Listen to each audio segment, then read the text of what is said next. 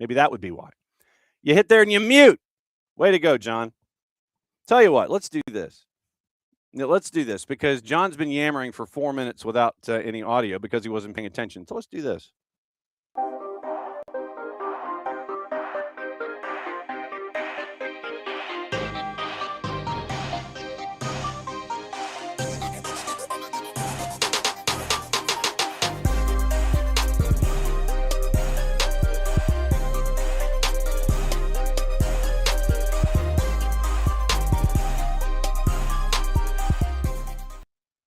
You know it's a Monday when. Thank you. It's one of those days. You know it's a Monday when. All right. So opening kickoff brought to us by our friends at Black Pitch Coffee, blackpitchcoffee.com. Start your day with the most important stories in the game. Right way to start your morning, Black Pitch Coffee, blackpitchcoffee.com. Showing up at events all over Atlanta. Try their home blend made with beans from Brazil and Guatemala. Heavy-bodied, notes of walnut, semi-sweet chocolate, and a rich world-class finish. Opening kickoff powered by Black Pitch Coffee and blackpitchcoffee.com.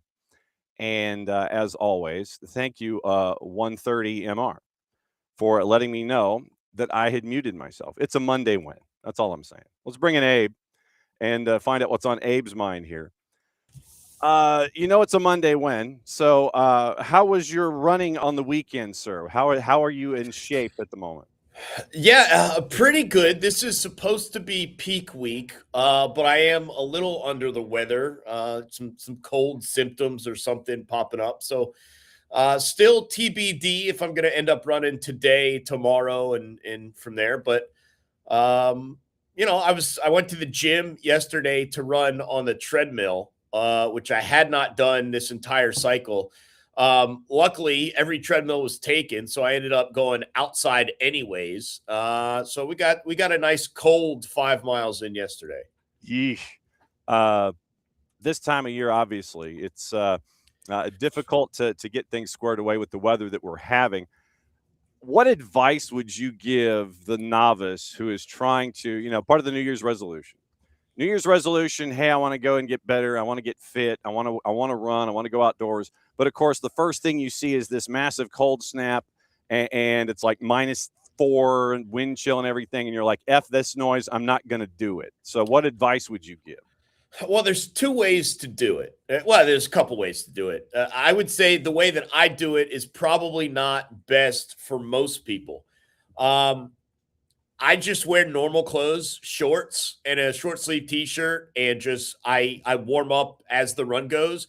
I would rather be cold at the start of a run and warm up than be warm at the start of a run and then overheat as we go. And Okay. so, couple of things. If you're able to park somewhere and run like multiple loops past your car, you can start with a heavier jacket or a vest. And then on the first loop past your car, once you've heated up, you drop that off at the car and then you go from there. But I just kind of start cold and hope to warm up over the course of a run. It works out for me. I don't wear long pants. I might wear a calf sleeve.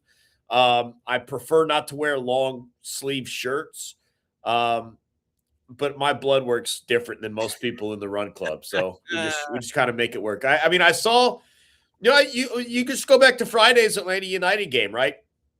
You take a look at the variety of outerwear that people had. Some people had the long sleeve jersey. Some people had kind of a short sleeve jersey with maybe a long sleeve shirt. Some people were just wearing shorts out there. So everyone kind of vibes it out differently. I would much rather be cold to start than hot to end. So that's kind of where I'm at. Yeah, and it looks like taking the Mike Conti line that everybody got out healthy. There were no injuries on the Atlanta United side. One of the keepers for Lexington we've got to keep an eye on going forward here in preseason. So from 30,000 feet, you're looking at the skyline of Atlanta. You're coming through, and they do the circle around and everything, and you're getting ready to land. So first time circling the city this year at 30,000 feet. What were some of your takeaways?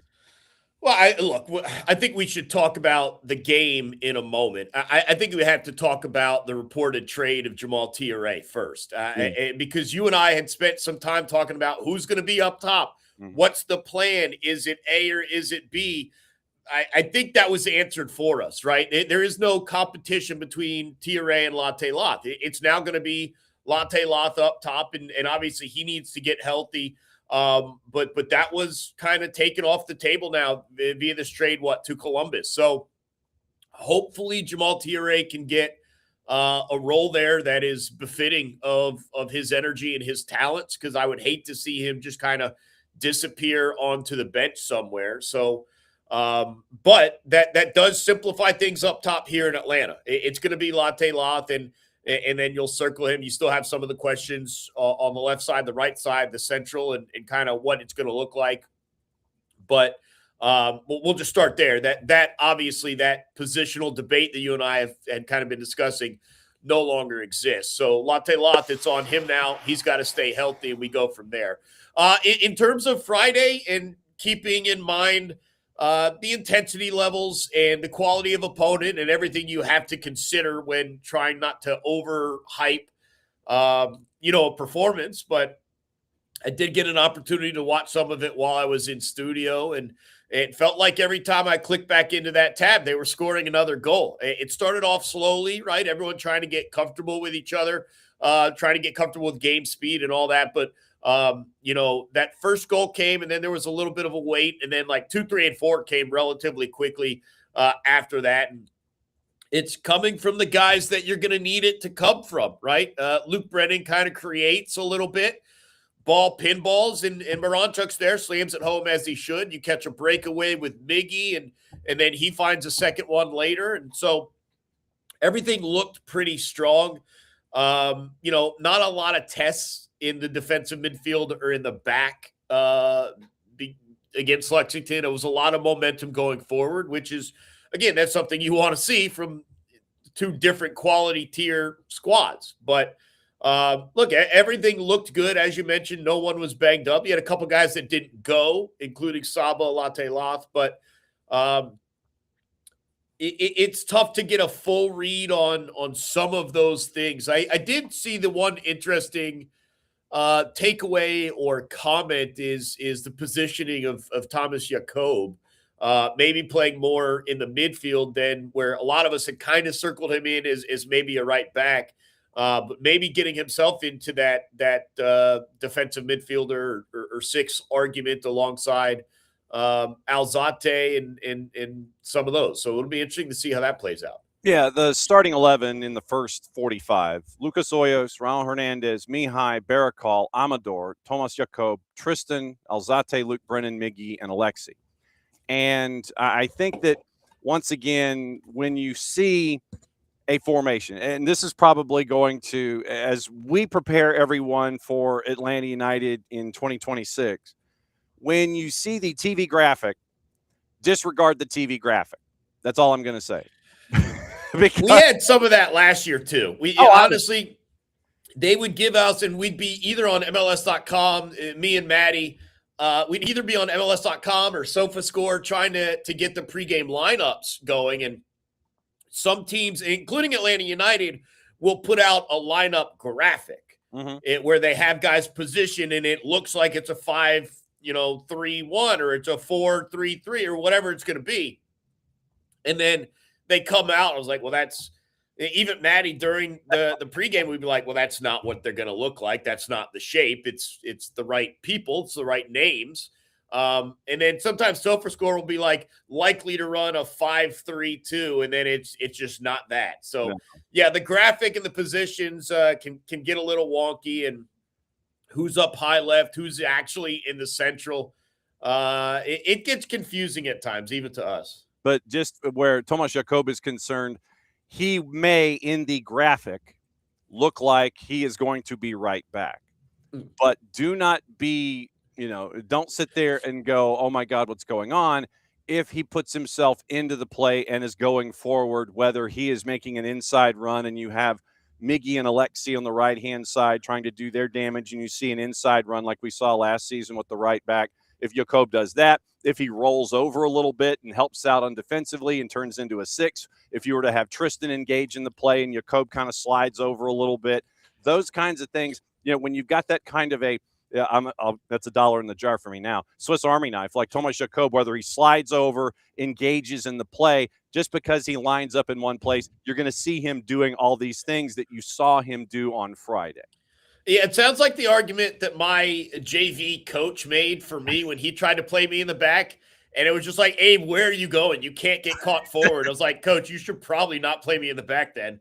And that's how my time as right back ended. And I was moved into the up top position. But yeah, it's not going to be a situation where it's just total panic. And we have seen this at times, right? Where a guy gets caught out of position and a turnover comes, and too many times the last 2 years, to be honest, that you just got bad numbers back. But it's not total panic that a guy's out of position if you see that. And again, there are a lot of new pieces, a lot of new names. And so the communication aspect of this is what's going to be important.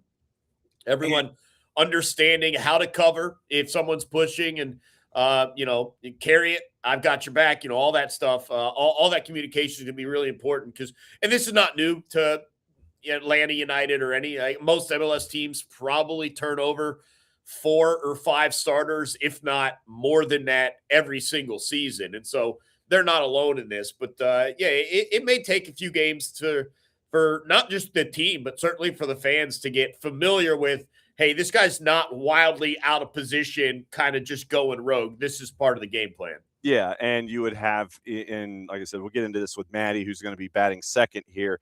You'll see the center back. If Jacob engages, center back slide over, and the 6 will slide over to help out. That then all of that is what you're working on here. It's like, okay, if A, then B. If so and so does this, that means I am, instantaneously and instinctively reacting to do this in return to help with cover on defense. And so that's the dynamic, at least where the back is concerned, engaging into the midfield as we take things almost a third of the time here. Well, I famously, John, don't care about formations because I think all formations are kind of the same.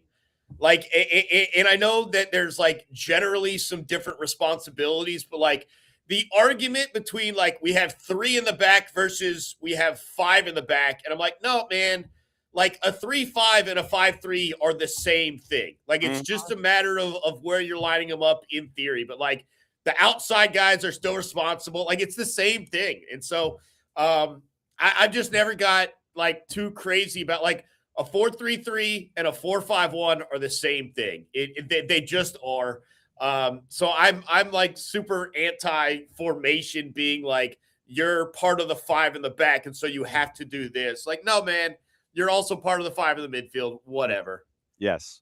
The idea of a formation and a formation graphic is a loose construct. It is just you got 11 dudes out there, and because somebody fades and someone recovers, oh no, your formation's out of whack and it's something else. Well, yeah, because you're engaged in a certain aspect of play. And so I think that's number one is like, look, formations are for graphics and they're going to be wrong, except the moment the whistle hits. You might look like this, and then the whistle hits, and then all bets are off. Look at that. All bets are off come the whistle. We also mentioned the left wing or the left midfield, I guess, in this setup situation. And you saw Luke Brennan with some moments working his way. And there were times where Luke would be in the midfield helping out, and then he would drift and he would end up with the ball in transition, working his way down the attacking left-hand side and getting that support. So Luke Brennan getting moments because, once again, out of necessity, Saba injured and being monitored. And so it was an opportunity for Luke Brennan to get in some key minutes. Well, I've also heard or seen written some ideas of Moranchuk being on the left, taken out of center, and maybe that would push Miggy more central, but it might keep Miggy on the right, and you bring in some other playmakers in the central, potentially, the youngster who was just brought in from Spain, Adrian Gill, something to keep an eye on. So, yeah, I'm not really locked into anything there. I personally, I do think Moranchuk needs to stay central. I just think his vision and understanding of what this team is doing up front is too valuable to keep him kind of out on the one side. But again, he'll cut in. Guys will swing out left. Like they'll do crisscross and all applesauce and all sorts of stuff to make it messy for the opposing defenses. So. It's really fascinating to see the variety, though, of options up there, a number of which we haven't really discussed a ton because we just kind of assumed, hey, Miggy will be central and Moranchuk will be central, and you'll have some guys on the wings or this or that. But if you're being more aggressive and more attack minded, and you throw Miggy and Moranchuk up there with Latte Loft, it'll be very interesting. So. There you go. Yeah, the applesauce makes it messy for the opposing defenses when you crisscross. So, I like this. There you go. You're going to have to save crisscross applesauce as a part of our dynamic this year when we're talking about Atlanta United. You've started something already after match day 1 in the preseason. Crisscross applesauce. We have to hang on to this. Like I said, you hit that, and I'm like, that'll work. So crisscross applesauce is what we're going to have to focus on with Atlanta United. You get 4 on the board in the first half. Like you said, it took them about 10. Then you had bang, bang, bang to get the first 45 and the grouping that was there. Then in the second 45, obviously, you end up and you rotate out. Hibbert, Matt Edwards, Steon Gregerson, Barracall, DCQ, Adrian Gill, Will Riley, Cooper Sanchez, Santi Pita came in, Togashi, Enzo Dovlo, and then Tota Majub came in for Barakal, and Aiden Torres came in for Matt Edwards. You mentioned Adrian Gill in the non-competitive debut. I thought that was good. No, you didn't get any goals on the board, but at the same go back through those names. Go back through those names. All right, so Hibbert, Matt Edwards, which is good to see, considering Matt being injured in 25. Stian Gregerson, Barakal, DCQ, Adrian Gill, Will Riley, Cooper Sanchez, Santi Pita, Cayman Togashi, Enzo Dovlo, Toto Majub subbing for Barakal, Aiden Torres subbing for Edwards. So here's my argument and why I would say the no goals is not a concern. And you look at who you had on the pitch in the first half of this game, that's your offensive unit. Those are the guys who are supposed to be scoring goals. You run through that list of names, and no offense to guys like Riley and Togashi and some of the guys who ideally do want to move forward, Adrian Gill too, that's a defensive lineup.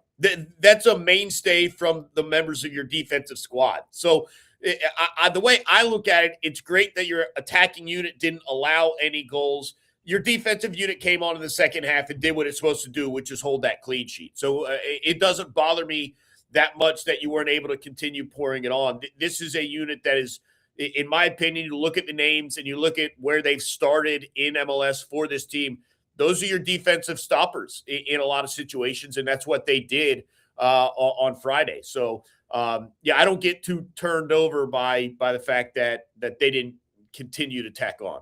And at the same time, you have the younger guys here in this second 45, and they are taking the principles and the ideas that they're learning from Tata Martino, and you don't get that defensive drop-off, to your point. It's the younger dudes are out there, and they're doing their thing from what they've learned. It's not like, oh, my God, we're out here for 45 minutes, and here comes Lexington with all of their big guns, Latif Blessing and, the midfield attack and, Aaron Malloy and all those guys. They weren't wigging out in this second 45 here. Yeah, no, and look, I think when you're a youngster like Gill or like Riley, or you're trying, again, because Tata's in new, a lot of these guys have to reprove themselves, and that includes Togashi, who I think we all like as a striker off the bench, as an attacker if he's not in a true striker position. They've all got to reprove themselves. And I think the one thing that you cannot do if you're a youngster like that, even knowing the defense behind you, is catastrophic mistake, right? You can't lead into an opponent's goal. What I mean is them scoring a goal because of a mistake you made. And so I do think it was probably a little bit more careful for some of those guys moving forward because of that. And I think when you look at the first half, Moranchuk, you know what he's going to be or what he's going to do. Same with Miggy, even Luke Brennan. Those guys are afforded the ability to probably potentially make a mistake because the team's going to need them and use them up front anyways. And that obviously leads to being more aggressive and leads to goals. I think for those younger guys trying to make their case as to why they deserve a spot on this roster, I don't think a moment of brilliance would even outweigh a catastrophic mistake. And so they are probably playing a little bit more careful. You did, of course, have a 4-goal lead in a regular MLS game. You're going to ask those guys to sit on that. And you're not saying you're parking the bus against Lexington in a preseason game, but there is the mindset of like, hey, whatever you're doing, don't take too many chances, play smart. And of course, as you mentioned, let's also make sure we get out of this injury-free from this point forward. And so don't be reckless either. So again, just a lot of arguments for why it was a smart second half. It was a safe second half. It was a secured in the back second half, even though it didn't become a shootout. All right. So 5 days before the Copa Tejas, or whatever they call it, the Torneo de Tejas is where it is. And in Houston, between now and then it's a week in Texas where it's at Houston. Then on the 11th, it is Red Bull in Frisco, and then it is at FC Dallas in Frisco. Obviously, we'll talk about that coming up in 7 days. So between now and 7 days' time, what's on your mind when it comes to United? No, and just seeing if there's any other surprise moves. I don't know if you had an inkling that Jamal Tiare was on the precipice. Completely caught me off guard, which means that Tata, for whatever reason, is either seeing or not seeing things that he does or doesn't want. And making decisions off of that as a whole, unit with the Chris Henderson and everyone else. And so just kind of keeping my eyes open as they go through more of these experiences, more game scenarios. Is someone else get brought in? Does someone else get shipped out? And what sort of roster flexibility does that give them? So just kind of keeping an eye on that, because I think it could kind of fly under the radar. But other than that, like you said at the start, let's go through these exhibition games preseason and stay healthy. I do want to say this.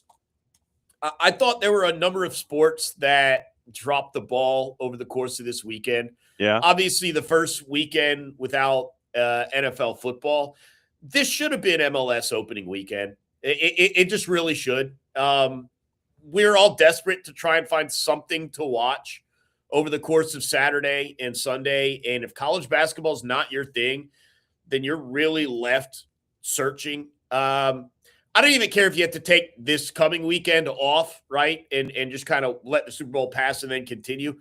But this should have been MLS opening week. If you're going to do the season at this point in the year, take advantage of people being sports hungry without getting delivered there.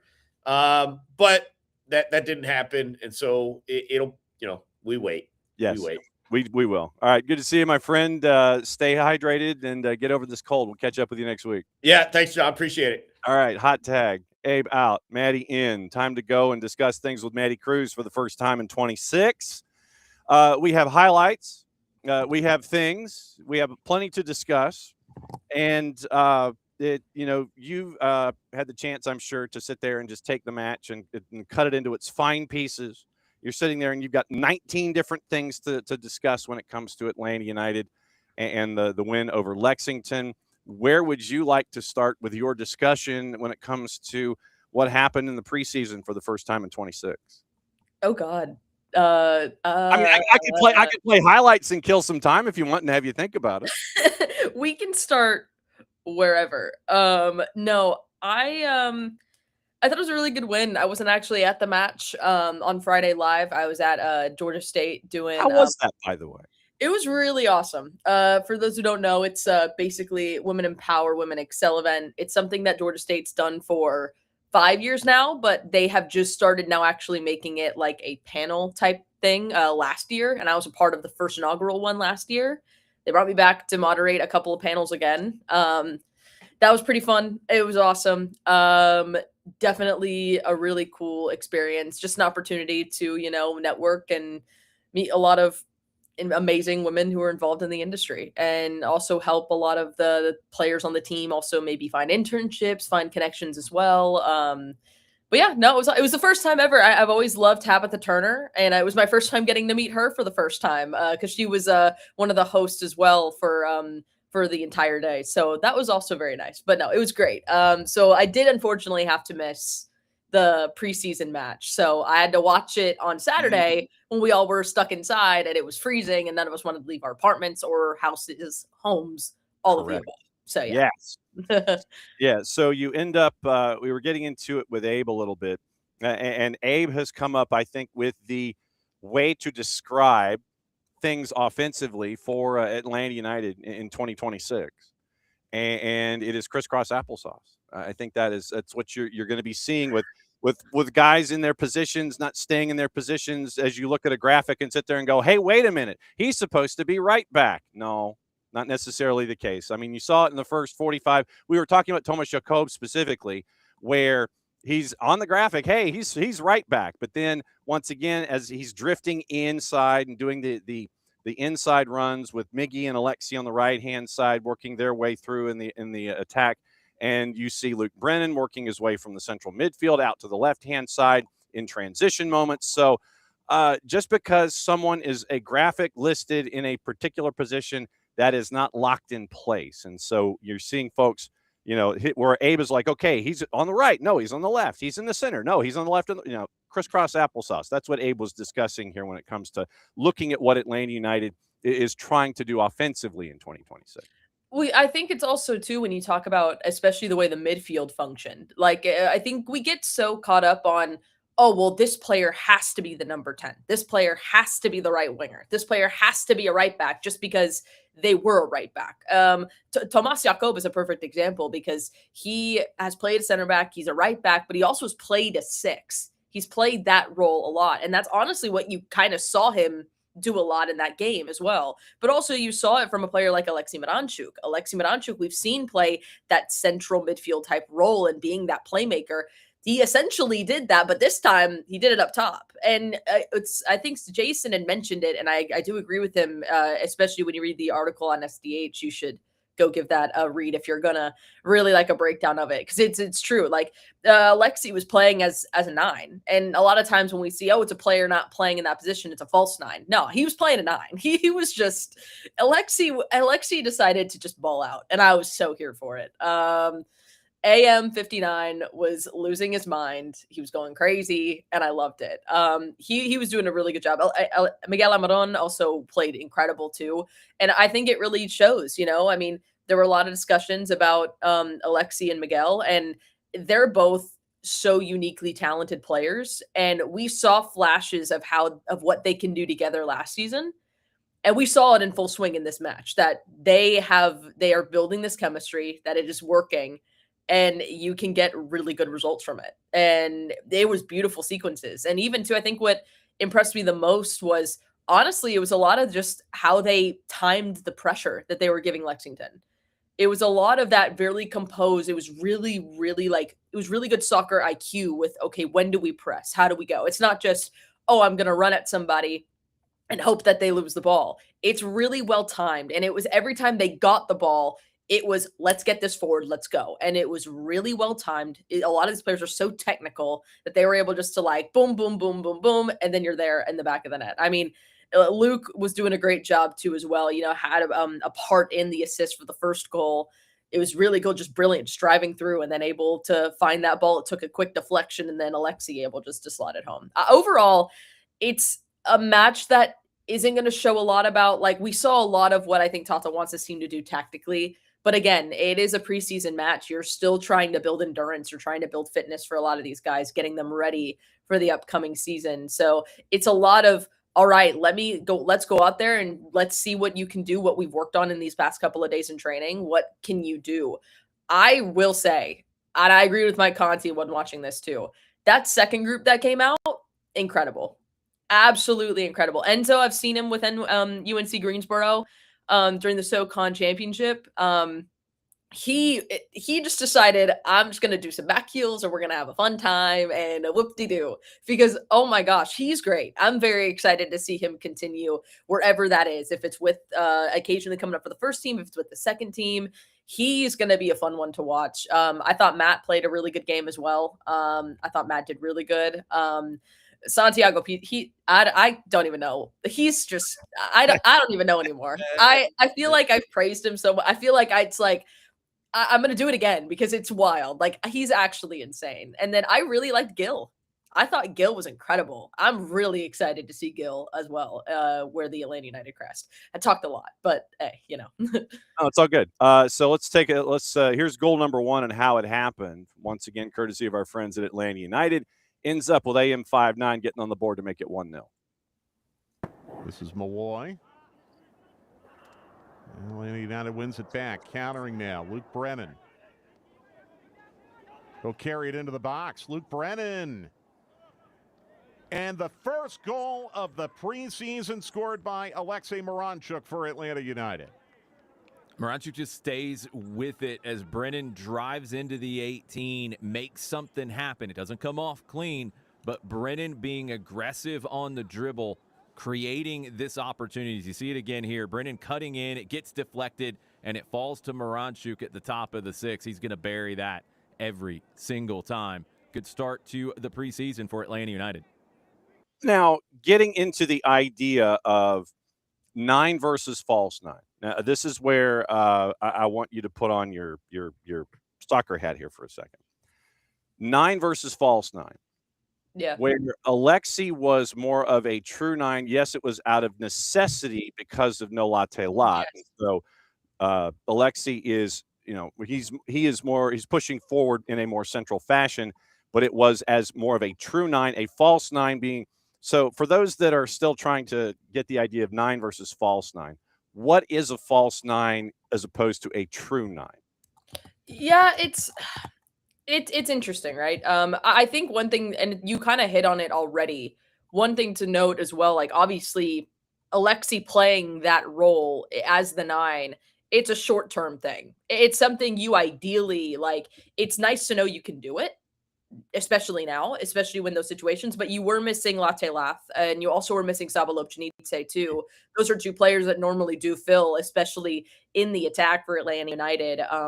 So that is it, and that is an interesting thing as well to think about too. But I think it was practical for the short term availability issue. But I think it definitely allowed for maybe it's like, oh, now, hey, now we can do this. And he's never been described as doing a typical 9 stuff, but he wasn't purely a false 9. A false 9 is basically where the main striker is going to drop more deep into the midfield instead of staying in a higher position at the opponent's goal. And it's basically, that's kind of their role. Like, you're going to see a false 9 more or less tend to drop a lot more, which is then going to maybe allow a lot of those other players to step up. Like, you're going to see it a lot. Alexi wasn't doing that. He was doing it occasionally, but then he would be up top. Like, it's one where a false 9 is an actual, like, it's a role. It's a role that a player will play. Now, will they do it all the time? Again, no.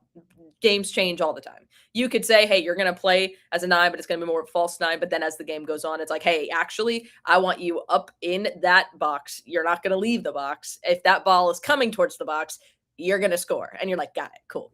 But for Alexi, it was one of those things where you asked him to play that role because you needed him to.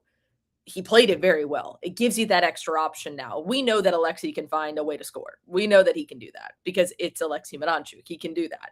But it was the thing about it was, he didn't purely play as a false 9 and vacate the central attacking channels either. He didn't do it. He did everything. And both of his 2 goals, I mean, to start, were in those classic striker positions. But at the same time, he would also drop to the midfield, and then he would help connect the passes, and he would help create those moments. He did that for Miguel's goal. Like, he did that a couple of times. And it's the versatility that he does shows. And it's one of those things that the actions that he did weren't improvised. He knew what he was doing. He knew exactly what he was doing. And I think it's the one thing to note is that Alexi's just a very intelligent player to begin with. He reads the game very well. And the fact that he's able to notice when he can go, where he can go. And I also think it does come from knowing your teammates a little bit better too. I think it all comes from also knowing Miguel Almiron a little bit better too. The way that they were able to pair off of each other now. It's something Tata Martino said in preseason before this matchup, that he does think that they can play together on the same field and that they both have very different qualities. And I'm reading off of the thing on SDH too, because I really like what Jason said about it, is the working relationship between Alexi and Almiron, especially with their movements and how they complement each other. And then what began as a necessity created a new option for Atlanta United, which I really like. And it's not going to replace a traditional striker, and that you do need to have a traditional striker. But now, I mean, like, in a worst case scenario, if you needed a situation where you needed to have someone step up, you know that how you played against Lexington, it works. It works with Alexi coming up there and being that 9, because it also gives you the extra option too. It gives you the other option as well. If you have Alexi stepping up as that 9, he can drop back, which then can maybe allow for a player to move over. It can allow for Luke. It can allow for Miguel. It can allow for somebody else to step up. Like, it's one where it creates so many more options for the Five Stripes going forward. And it's one where it was created because we need someone to play the number 9.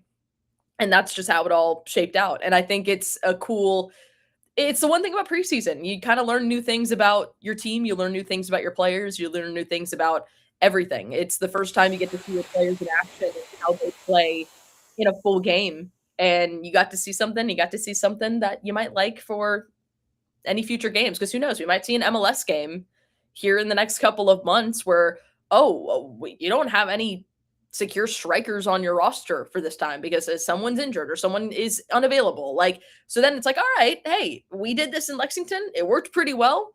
Let's do it again. and you end up with goals 2, 3, and 4 on the board. Which goal would you like to hear next? Oh, gosh. We'll go in order. Let's do the second one. All right, so here's the second one. Once again, familiar voices. Mike and Jason, ATLUTD.com, made it 2-0. I think we've seen a lot of the principles of play. We've seen this team want to build up with the ball. We've seen this team press aggressively to win the ball back. We're seeing some variations in that three-man build-up in the shape. That time it was Jakob in the middle. That was a great flick by Almiron. The attack continues. Moranchuk up to Almiron, and he scores.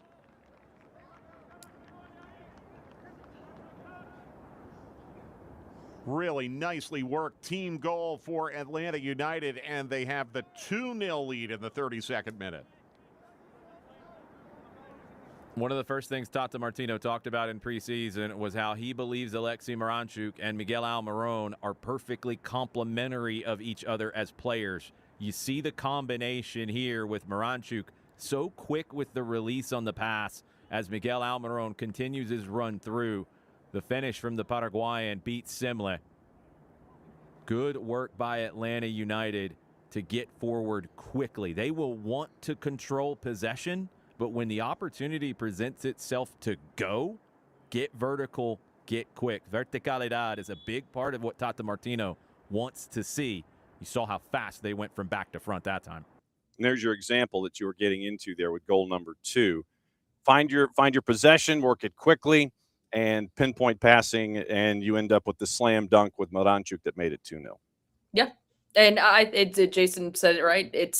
It's the one thing, especially in this game, you can never fully guess how a game's going to play out until the game has happened. And it's in those situations where sometimes you're going to be handed a ball and it's like, all right, go, take it and run. And you have the players who have the technical ability and the IQ to know, all right, we got the ball, we have the option, let's go. Let's ride. And that's exactly what they did. And it's going to be a big part of the way that we see this team play this season too. They will like to control possession. They want to have that control as well.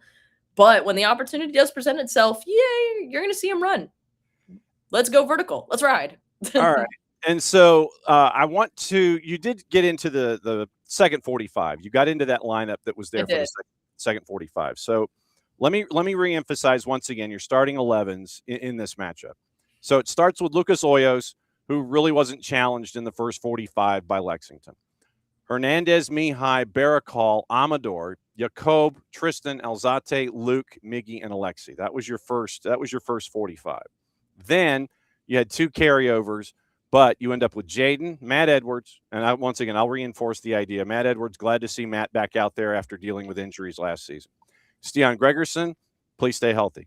Barakal, DCQ, Adrian Gill, we can probably bookmark Adrian Gill.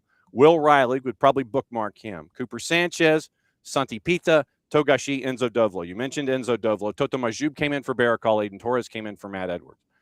I think that when you look at the midfield of Gill, Riley, Sanchez, Pita, and put them wherever you wish to put them in your jigsaw puzzle. That's a handful of guys that you got some first team minutes with a couple of them. Obviously, Will gets injured, and his first team minutes, as he's having the injury treated, they go away, focusing on recovery. But you see Cooper Sanchez coming in, not afraid last season. You see Santi Pita with the 2s, and I think that Santi, with his time, I think that he grew and really is going to be creating problems in MLS Next Pro next season. What else sticks out when I mention guys like Gill and Riley and Sanchez and Santi Pita to you? Yeah, I think one thing I do love about preseason is that you do get to see a lot of these guys, that we know really well from the 2s and stepping up in those moments as well. And you get to see players that I think are trying to prove it to themselves too, especially to this new coaching staff of, hey, yeah, I can be of use. I can help you. And I think specifically for those 4 players, Enzo Dovlo is a perfect example. Obviously, he's coming in from the draft. So he's going to be stepping up and he's wanting to make an appearance. And I think in that 45, he was trying to showcase what he could do and also that he can fit into what Tata wants to do as well. And he can be someone that you can rely on in those situations. And I think he's a great player. I'm really excited to see him continue to grow. Santi Pita, I think, has taken immense strides from last season to now. I think he's only going to continue to get better and continue just to be a menace and continue to just search for 1v1s and create his own 1v1s just for the heck of it. And he's like, I'm going to do it. Why not? And he's going to get out of it. We're all going to be like, all right, cool. We're like, all right, Santi, awesome. We're like, and he's just going to continue to go because he's Santi Pita. And he's wild. No, but I think Will Riley and Cooper Sanchez are the two that I think I really enjoyed. I like that we got to see Will Riley wear the little bit of the captain's armband. That was really cool. And I think Will is a player that it was funny talking to Matt Edwards a little bit before with Jason on the SDH network about the homegrowns in that group. And, something that Matt said was, we do try to stick together. They had dinners on preseason. They still do them. And it's about, helping maybe some of those younger homegrowns who are coming in now, help let them get comfortable. What are some of the tips that they have for these homegrowns as well? And I think you're seeing Matt, Jay, and Will and Dominic and a lot of those other homegrowns step into that role to say, all right, let's help them. Let's get this done. They're all uniquely a part of this random group called the homegrowns that we've seen for years. These players that have grown up in the academy that have been Atlanta United their entire life. And I think what's so cool for Will is I love the way he commands the space as in the midfield as a player. I think he just has this ebb and flow about him where he's in it and he's ready to go no matter what. And he'll be thrown in any position you put him in. He's going to be ready for it. And I think he is one of those leaders. And I think it was really cool to get to see him wear the captain's armband. And then for Cooper is also a player that in other words, because I can't say it because then we'll get the explicit warning. He doesn't give an F. He doesn't care. He says, I am going to go into a tackle and I'm just going to do it. And it's, again, something that Matt also said. This team wants to be a little nasty, have a little bit of bite. And Cooper Sanchez has that bite. He has that bite about him. He has that technical skill and the ability just to weave around defenders and weave around those players on the opposition. But he also has that oomph about him, which is really key. And it's cool to see because you see a lot of these young players. And I like seeing their personality when they're out there too. And you do see that, I think, with all those guys. And it was fun. It was honestly great. I have a Stranger Things puzzle out there right now. I was having the game on, doing a little puzzle on Saturday. I was having a great time. It was awesome. I like the bit of nasty. I want the black cat out. I want the black cat out there. I don't mind, reminding somebody, this is mine and you can't have it. You knock them off, send them into next week. Remind them who's, next time you come through, what's going to happen. Another one of the guys that I wanted to discuss with you is Toto Majud. And he comes in the second half. And last season with the twos, Toto, to me, at times was kind of like that new Colt. And literally, he's just out there running around and he's bucking everything. And he's just out there running around in the field and he's having a fun time. And, then mom will call him back, because it's time to go into the barn. But you saw what Toto could do both as a center back and, when he decided that he wanted to engage offensively, which he had no fear in doing either. But I'm intrigued. I want to see how Toto continues to mature in that role and what Tata and the staff and Jose and the staff are looking for from him coming into this season, considering what we saw last year. I mean, there were times where it was like, trying to grab onto a comet with your bare hands and try to hang on to it, But Toto's someone I'm looking forward to see his next stages of development. I agree. And I think you're also tasking him, too, being that veteran player with the twos as well. Moises Tablante, as well as Patrick Weah. They're some of the returners from last season. You're expecting them to really help these younger players continue to grow and develop, while also as they're trying to continue to grow and develop, too. And I think all three of those players made incredible strides last season. I think it all also too for Moises, I think it was from the very beginning. Moises has continued just to get better and better and better. I think for Patrick and Toto, it felt a little bit like a slower start, but once they hit that point in the middle of the season, it was just whoop. It was like, let's go. Gloves are off. We're going to ride. And I think they're going to continue that into this season. For Toto specifically, I love him as a defender. I love his gameplay. I like as someone who really does focus a lot on the defenders, and I love like the defensive side of the game and that breaking that down a lot. Some of his tackles in the game against Lexington, I was like, oh my Lord, Toto, what? I was like, oh my gosh. Like I stood up at one point. I was like, oh, because something that Matt also said in that interview, it's, when you watch a game of soccer, we get so excited about a goal, but like I get so excited about a tackle. I get excited about, a block. I get excited about those elements of the game because it's finding those other things to build energy in a game. And Toto's out there he timed it so well. It's the IQ of I know where this player is going to go. You're almost like you're inside his mind. Mm-hmm. You're inside his mind being like, oh, I know where you're going to go and I'm not going to let you do that. And it was one where he timed it so well. And like he did something before he actually went in and got the tackle to knock the ball out for a throw in. He timed it well to position himself to not allow him to make the run that maybe the other player wanted to make. And then he was able to knock it out of play. Toto is a really intelligent player. I'm really excited to see him continue just to make strides.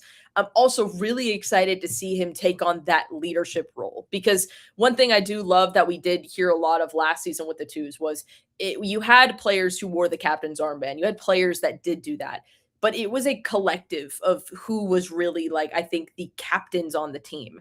And also even too, I think captains and even leaders on the team. It's kind of it's a group. And I think that is going to be really interesting, especially for those three guys, I think stepping up, and I'm really excited to chat with all of them about it and excited to get back to the twos. Honestly, it's going to be a ton of fun. I'm really excited about that. But no, I think Toto is a player that he's going to be a handful in MLS Next Pro. He's going to be a handful. And, it gets you excited too, especially again, it's these players saying, hey, we want to prove to this new coaching staff, we want to prove to everyone at the club that we can help. We can be someone that you can look to and can trust in a situation where you need us to come up and help out. It happened a couple of times last season, and it might happen a couple of times this season. You never know what's going to happen. Couple of news and notes before Bart joins us here in a couple of minutes. Adriana Savali out of Argentina yesterday, and Bolivip MD Pases Argentina. He is saying right now, we've been looking back and forth about Elias Baez and San Lorenzo. Yesterday, Savali said about lunchtime that he's waiting for the visa to travel to become a new player for Atlanta United. Total agreement, according to Savali, for him to arrive from San Lorenzo, signing a 3-year deal, options for years 4 and 5. So keep an eye out on Elias Baez coming from San Lorenzo. And then the Jamal Tiare move, it looks like it is going to be I think it's 200,000, if I'm not mistaken, is what is being reported. 200,000 in GAM, 100,000 in add-ons, 6 goals, 1,150 minutes last year for the 32-year-old. So it looks like you get Jamal's salary figure, which was, I think, 750 to 800. And so that looks like that is heading to Columbus. It looks like Elias Baez is coming in from San Lorenzo. So those are the 2 moves I think that we've got to keep an eye on here where Atlanta United is concerned, one outbound, one inbound, possibly. John, why did you I'm sorry, I'm like going through the comments, have him like up. Why do you have from the SDH Nelson going, John's a genius? Well, because John was muted to start the show. Oh, nice. Yeah, It happens. It's okay. Yeah, he was being sarcastic. So okay. Yeah. I just was reading it and I got confused. I was like, No. what? No I was like, need. are you telling yourself in the third person? I was like, Yeah. well, you can. It's all right. Yeah, John went third person. Yeah, John went third person to sit there and let everybody know that this is definitely a Monday show because he started the show muted. For I the love first it. couple of bits. Also, I want to piggyback on what Abe said too. He's ignoring the fact that we did have sports last night. Mhm. We had the Stadium Series, which, listen, guys, I will say, I've always wanted to get into hockey for years, and I've always been told that I would really enjoy it because I don't know if I take this as a compliment or if this is as like a you need help, because I think a lot of people were like, "Oh, you'd really like it because it's hockey and it's fun and they fight each other and it's great." And I was like, "I don't know if this is a compliment or if you're trying to tell me something." But anyway, I don't care because it was fun as hell. I was enjoying my time last night. But I am really like slowly starting to get into it because I go to Gladiators games all the time. It's right up, literally it's actually like 20 minutes from where I live, where my parents live. So like I went to a lot of games and I really do like the atmosphere of it. So Abe, yes, obviously, if you wanted to start the MLS season, you could. I mean, I'm not going to sit here and complain about that. But also, we did have sports, so don't sit there and say that we didn't have sports last night. Okay, come on.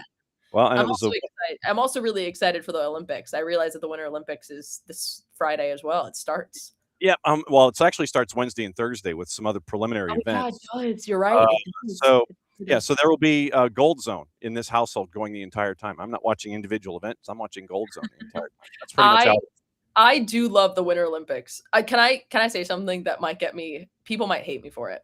No, I don't think so. I don't think so. Go ahead. I think I prefer the Winter Olympics maybe than sometimes the Summer Olympics. Okay. I don't know. I like the energy of the Winter Olympics. It really makes me feel. I feel something. It makes me feel like I'm not dead inside, you know? Okay. This was figure skating. Don't even get me started. Don't even get me started. This is my theater arts person coming out of me right now. I love figure skating. I'm like the Moulin Rouge from Canada a couple of years ago. Don't stop. If you don't know what I'm talking about, hold on. Hold on. I want everybody to know. Hold on. See, this is what Mondays are like, Bart. Hold on, everybody. Maddie has gone sideways discussing ice skating on a Monday. I have, yes.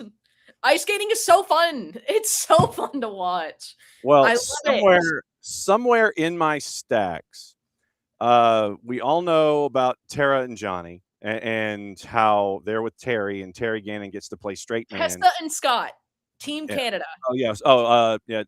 Virtue and More. Yeah. El Tango de Roxanne from Moulin Rouge. They did a long skate to that, and then come what may, it is so good. I watched it last night because I saw a promo for the Winter Olympics, and I said, "Oh, it's my daily time to rewatch that exact skate for like every single day." And honestly, I'm not upset about it because it's so good. So good. Well, and there was a Q&A section for Liam McHugh when he was tossing to, Tara and Johnny. It's like, do you have questions for them? And so, of course, me being me, I submitted a question on the boss's social media to NBC for Tara and Johnny, and it got read over the air. You know, I'm just saying. And then she proceeded to yell at me, and it's like, why did you do that to me and embarrass me in front of a worldwide audience? But she asked a good question, so it's okay. Well, it was like, okay, so if the two of you could do a number in figure skating, what would the song be that you guys would do the number to? And they looked at each other and they went, oh, it's easy. Turn down for what? So that would that's kind of iconic. that was their number. But so you're coming back next week at 9:30, Maddie? Next week, possibly. Okay. Because I don't know if you know what's Sunday. It is Super Bowl. Yeah. Roman numeral classic. Will I be awake? I don't know. I wish that I could tell you that I will. Okay. I don't know. All right. Okay. Well, I'll let you know. I'll keep you up. Right. If not, I'll be here one day this week. Fine. You'll be here at 9:30 Monday, or you'll crash whenever you crash. Yes, as always, good to see you. Don't be afraid to come back in, as you know. And now it's time to catch up with Bart. Say bye, Maddie. Bye, everyone. Hi, Maddie. Oh boy. Yeah, tagging in and out. John, we got curling starting on Wednesday, by the way. Mixed doubles curling is one of those preliminary events. The U.S. team doesn't get on ice until Thursday with a 4:05 a.m. start against Norway. Not happening. It's it's good that you're going to. If you're looking for some excitement, No, not at 4:00 in the morning. I'm not. I'm still looking to, maybe just Yeah, no, keep not that. sleeping for another couple The of. time mixed doubles are 4:05 a.m., 8:35 a.m., and then 1:05 p.m. So 8:35 and Okay, see that? 1:05, those are doable. Yeah, those are doable. Those are the ones Yeah. that we look at. And I'm sad that we don't have our buddy John Schuster that is attached to Mr. Schuster got ousted in the finals of the U.S. qualification tournament by the Young Guns. Hey, look, I'll say this. I know we love John Schuster. His team has done great things for hurling in this country, but the fact that we have a new U.S. champion and a new representative at the Olympics is pretty awesome. And I think that hopefully will go a long way in continuing to get this sport to continue to grow in this country. I love it. I mean, anyone knows that I'm a huge curling fan, so I'll be watching. I do think the team that has the most opportunity to get a medal will be our mixed doubles team. That they are currently 6th in the world, which I think is the highest of the 3 U.S. curling teams at the Olympic Games. But mixed doubles curling is interesting because it's so different than the regular game. And Corey and Corey are both good shot makers, but Corey Bucket in particular is one of the best sweeps out there. So I think that'll help them on their road, hopefully getting a medal. Not gold necessarily, definitely. I think they are in line for a medal. All right, so since we are curling down here, yeah, well, nothing wrong with that because, like I said, we've had Shuey on the show. That's fine. When this hour, we're going to be kind of discussing. We got cards and calls. It was VAR was having its own moments. It was having some. It wasn't even having senior moments. It was having just moments on the weekend. So we got that to get into. I do want to get into Yanks abroad. Denver in the NWSL is bringing players back over here to continue their assemblage of a roster. And I know that we're going to have Jen Hildreth coming on probably in a couple of weeks. KCD, I think, is coming back Tuesday the 17th to start things here. So we'll have KCD to talk about the NWSL. And we do have it's transfer deadline day overseas. So if anything is happening, obviously we'll be drifting in and out with that information as well. So I have my tray table back to its full upright and locked position, and seatbelts have been fastened. So this hour is going to be intriguing. Apparently, the Jean-Philippe Mateta move to AC Milan is off, and it is because of the physical that was that Mateta did not pass for one aspect or another. So we have to keep an eye on that. There was also a deal in place with Jurgen Strand-Larsen from Wolves to Crystal Palace for, I want to say, 48, down from 50. Oh, boy. And so that looks like that's now in discussion because one was contingent upon the other. And if Mateta isn't going, does that mean Strand-Larsen is coming? Does that mean Wolves keep him? Does that mean Sam Surridge stays? Is he going to Ipswich now? All of those pieces that are falling into place. We'll keep an eye on all of that this morning. Columbus did say that Jason Russell-Rowe has been transferred to Toulouse in Ligue 1 for an undisclosed fee, and they're going to get a future sell-on. So the Jason Russell-Rowe / Jamal TRA transaction, that first stage might be headed overseas. So we're going to be kind of drifting in and out of all of this in this hour before we the dominoes they're falling. Yes, they're falling, and I've never been very good at it, so I'll let everybody else piece them all together. So we'll be letting you know what's going on with transfers because it is, I want to say 7 o'clock local time, so 2 o'clock here. Right. Yeah. 7 is midnight there.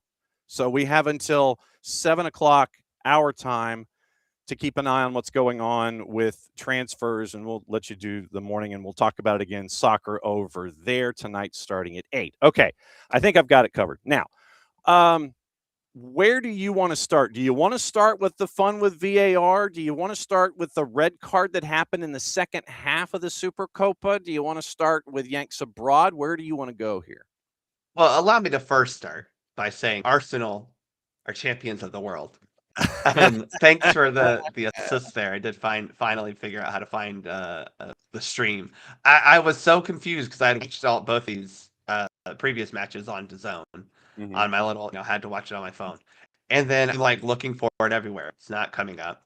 I even did check the Paramount Plus app, but I guess I did a search and not like the TV listing. And I didn't.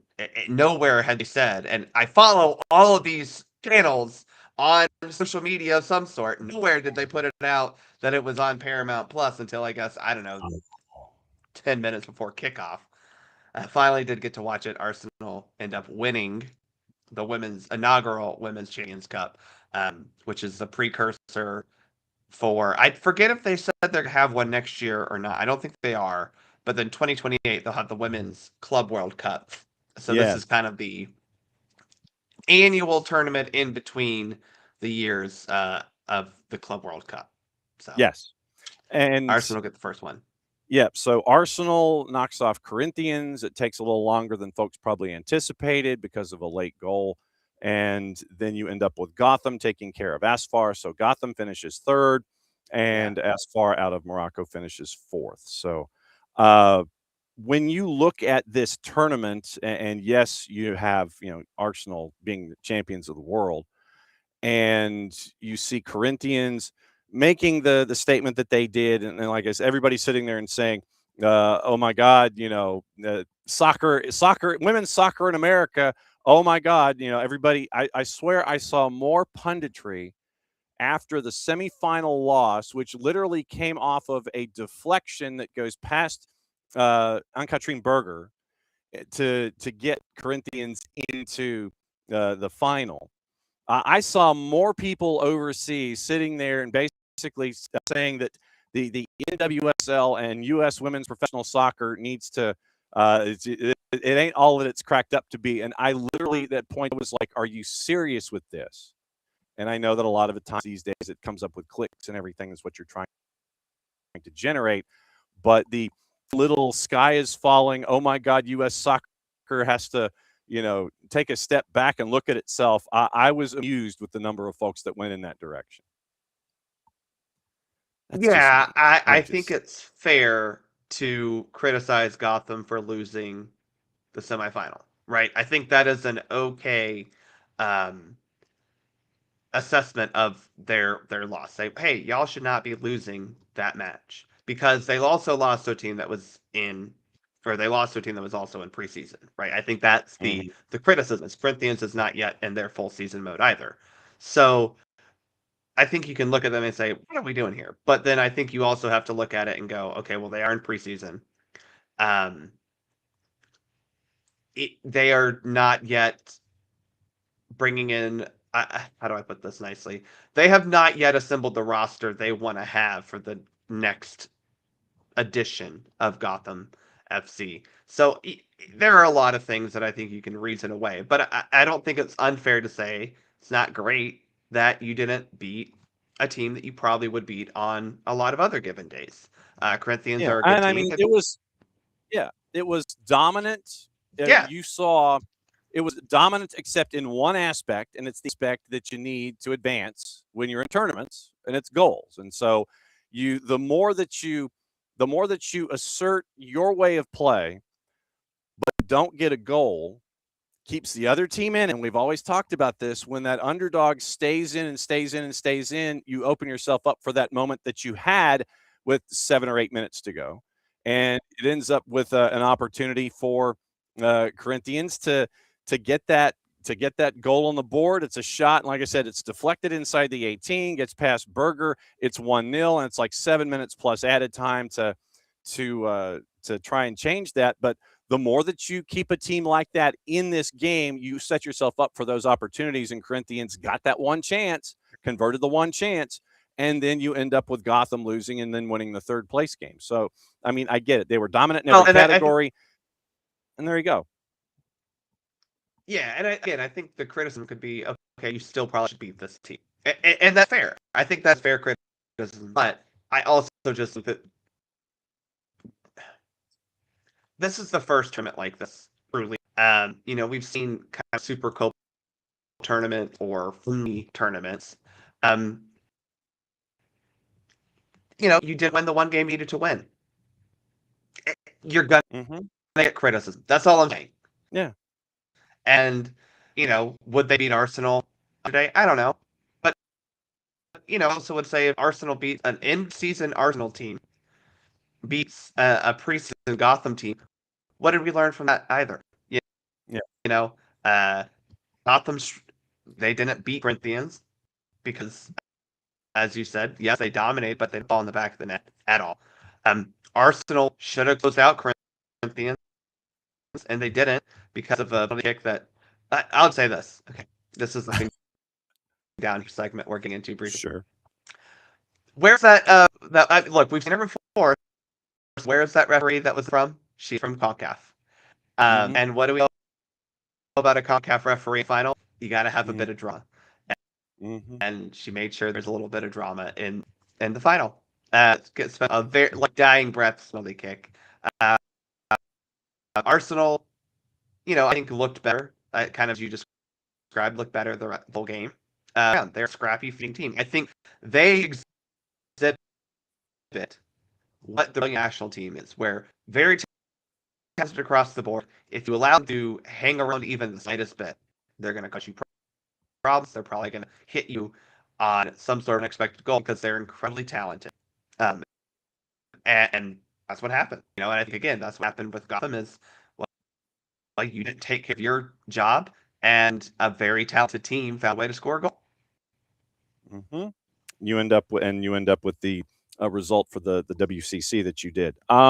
Okay, so getting into cards and calls, since we kind of transitioned here, couple of things that I wanted to walk through, specifically the equalizer in Villa and Fulham, and the VAR that we have going all the way back to the beginning of the play that creates the transition opportunity that ends up being a goal that's 1-1, and then VAR goes back and looks at it, wipes it off the board. I want to go there first, and then after that, I wanted to discuss giving a red card coming back from intermission, which happened in the Supercopa, just on general premise. It's not something that we've seen. We saw it. I think Javier Mascherano got a red walking back out for the beginning of the second half, and I think that that was the last time I saw it. But you saw that in the Supercopa. But let's go back to Villa and Fulham first. And Villa and Fulham, it's 1-0 at the time. You have a coming together. You have a challenge. Player goes down, and the ball in and of itself leaves the field of play, but you don't know this at the time. The only reason that you know this is when VAR goes back and looks at it. But ball is saved at the time. Possession is saved. Starts a transition opportunity, goes all the way down to the other end, results in a goal. And then in review, it is shown that the ball exits the field of play. I had folks that were watching this match with me wondering, was it conclusive, A, and can you go back that far, B, in VAR to look at something to wipe something off the board? So I guess those are the two talking points here. Looking at the ball exiting the field of play, and how far back can VAR actually go to overturn a decision or an action, I guess is probably the best way to phrase it. How far back can VAR go to overturn an action, and then looking at the ball exiting the field of play? So those, I guess, are the two main points in that one from Villa and Fulham. So let's talk the theoretical one first, right? How far, well, maybe not even theoretical, practical one. VAR can look at where the attacking phase of play began, if you remember. So let's take this back to St. Louis. 2 years ago now, maybe a year, where Atlanta United has, I believe that St. Louis City has a goal called back from Atlanta United because a foul, right, initiated the attacking phase play. Is that we all remember that series? Yes. However, right, because we thought, they'll be offside. Well, actually, what we looked at is a foul the attacking phase of play. So you start at the attacking phase of play, and in this particular sequence, the attacking phase of play begins with, as you mentioned, a ball collected by goalkeeper, I believe. After it allegedly was out of play. That's the fair point that we're making here. Yes. Now, they are allowed to look at that, right? Balls in and out of play that lead to goal are going to be checked. A ball is out of play if 100% of the ball is 100% over that goal line, right? That's where that's really the simple equation. Now, in this review, the problem here is going to always be that when a ball is moving at any sort of pace, it is hard for the assistant referee to make sure they're fully in position to see if that ball went out of play. And even if they are in position, sometimes it's hard to see if the ball fully out of play, especially if it's the other side of the goal. So when you look at the video view of all these camera angles, it is tough because you have to make sure you have that camera angle right on the line. Otherwise, you're getting some sort of an angle that's not 0 degrees, which means that you can tell the ball 100% over 100% of the line. Right. That's all I'll say about that. Whether they got it right or not, that's the math equation. As soon as you put an angle in there of your straight line, that adds a variable that can off the rest of the equation. Then it's ball game over at that point. It's like, yes, we can go back as far as we want. We can go back as far as we want to. And then, you have moments like this. Not as far as we want to, as far as we need to. Reed now in front of the left halfway line, playing it up to Durkin. Oh, hang on just a second. Let me get to the right point here. Let me see if I can find. They're feeding him Klaus. They're feeding him the Klaus part of it. It would not be the first time there's been a miscommunication either. And that's a problem too, but this is ridiculous. Well, it is a judgment call from the referee crew that is here, who is in the building and made the decision. This is not what video assistant referee is here to do. No, and it shouldn't be taking this long either. The length of review now is in its 5th minute. This is absolutely absurd. It should not be happening. This yes. is not why you have foul at the start of the sequence. So at the start of the goal-scoring sequence. I'm getting there. Well, now here. Wow. But it was all the way around, just ridiculous. Wow. Prior to the goal, there was a foul committed by St. Louis. The final decision is direct free kick. There you go. That's what I was looking for. I was looking for that moment.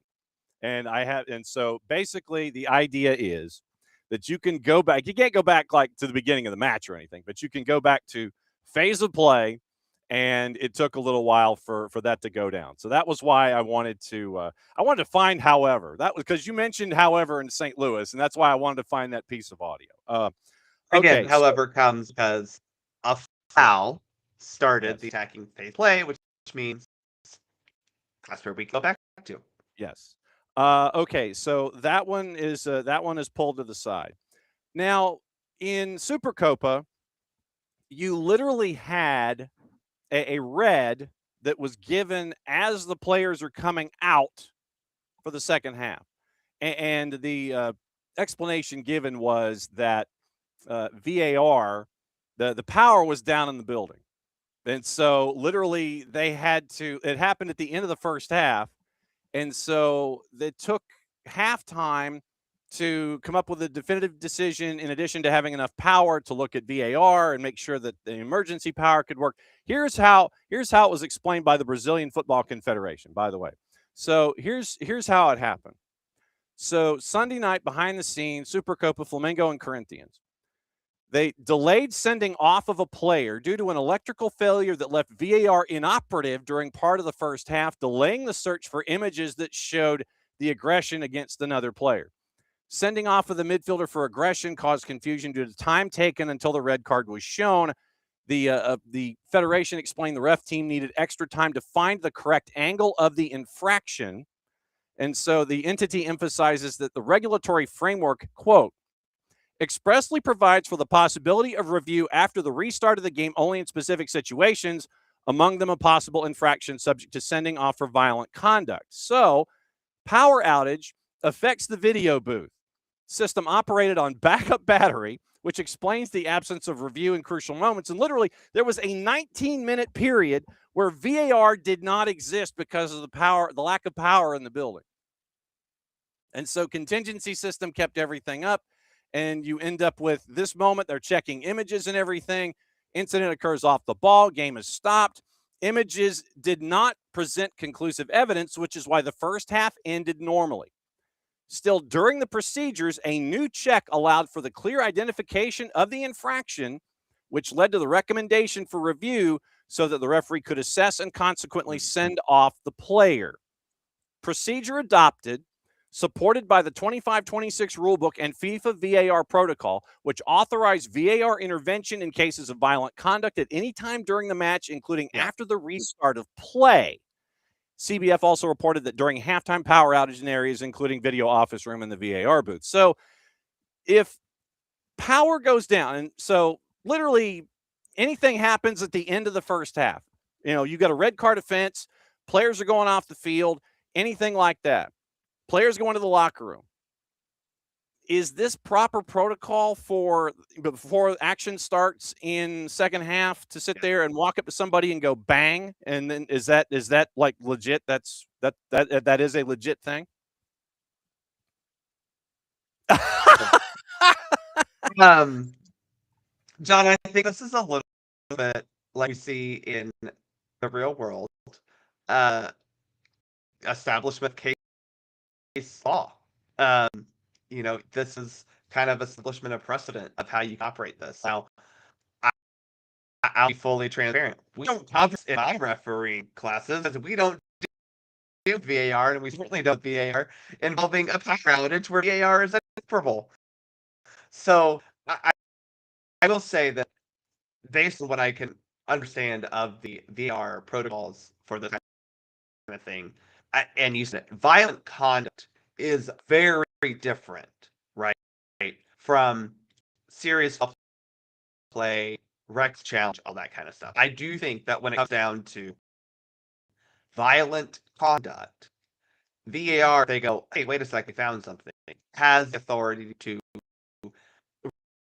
really at any point make some sort of recommendation, right? And that's because, again, violent conduct is not about playing soccer.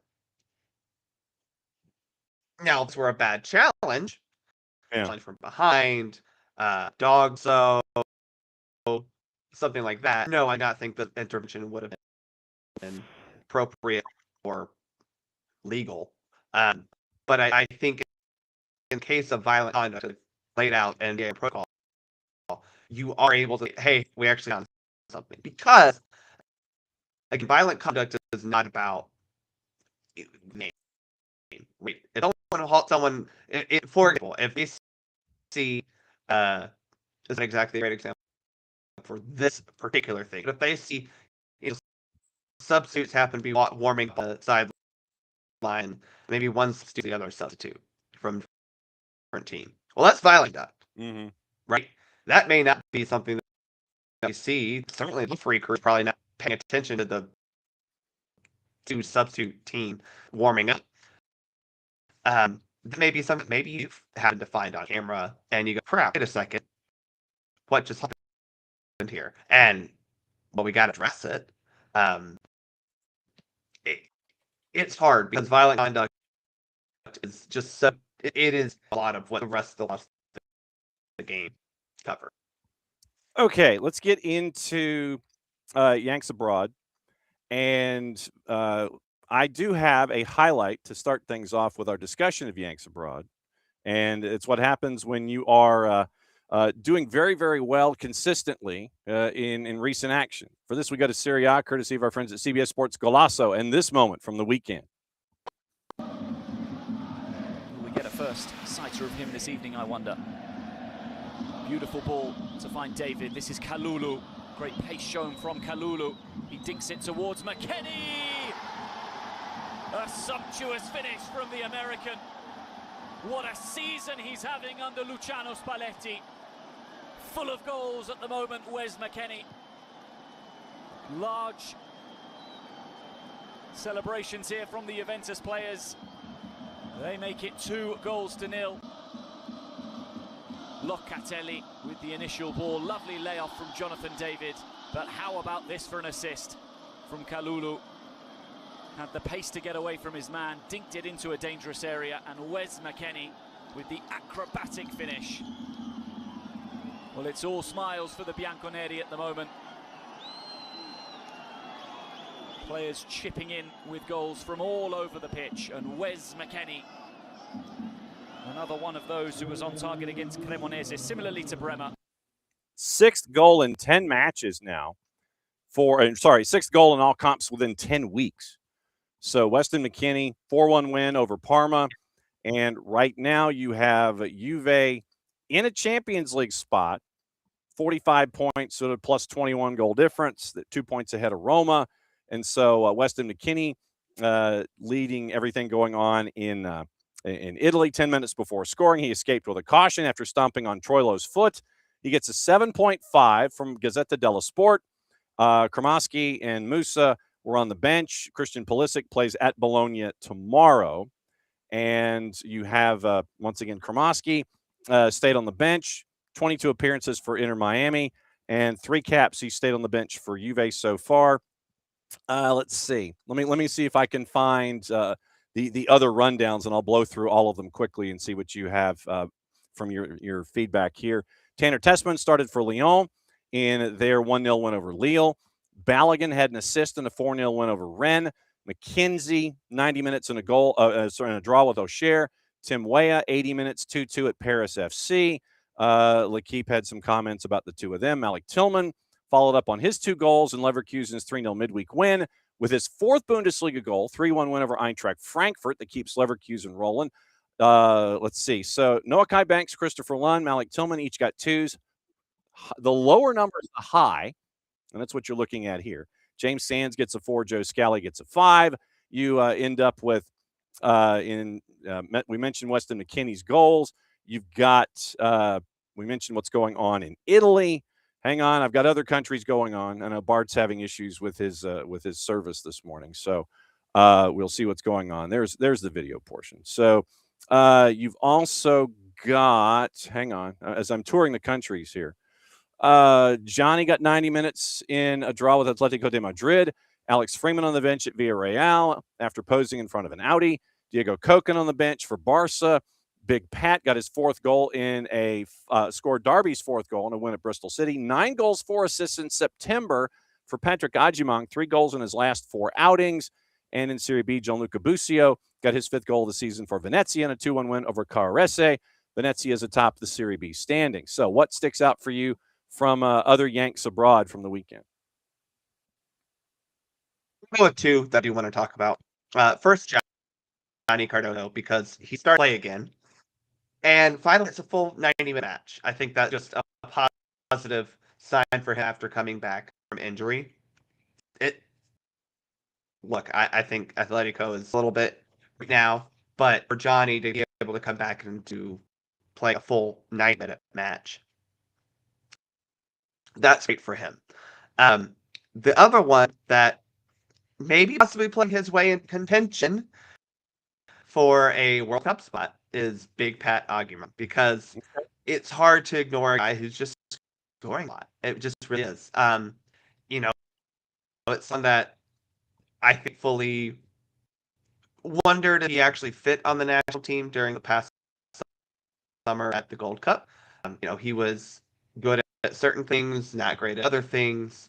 I don't think that's changed, right? Still think his first touch leaves a lot to be desired, but he is proven to be able to get to good position time and time again. And for the most part, finish the chances he gets.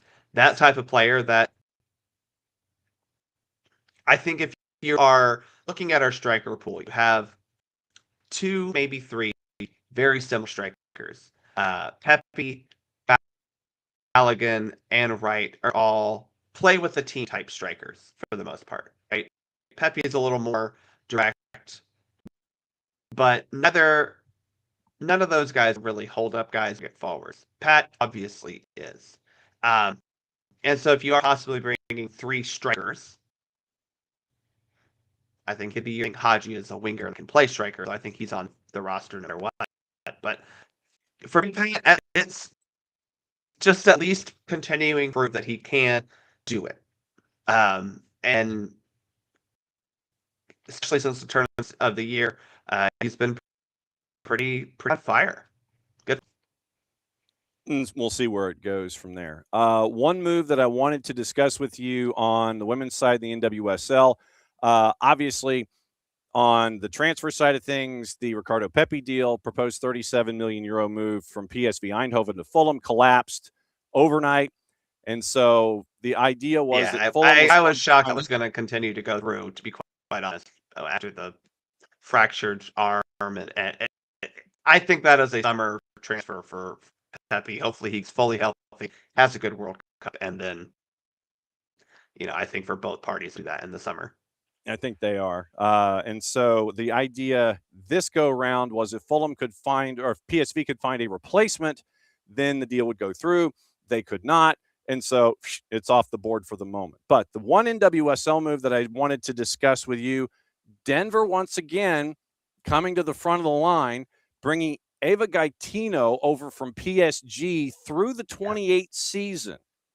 So another big move for Denver to show how serious they are as they start their season coming up at the end of the month. I think this is a really good move for Eva Gaetino. She's played a little bit for this season. I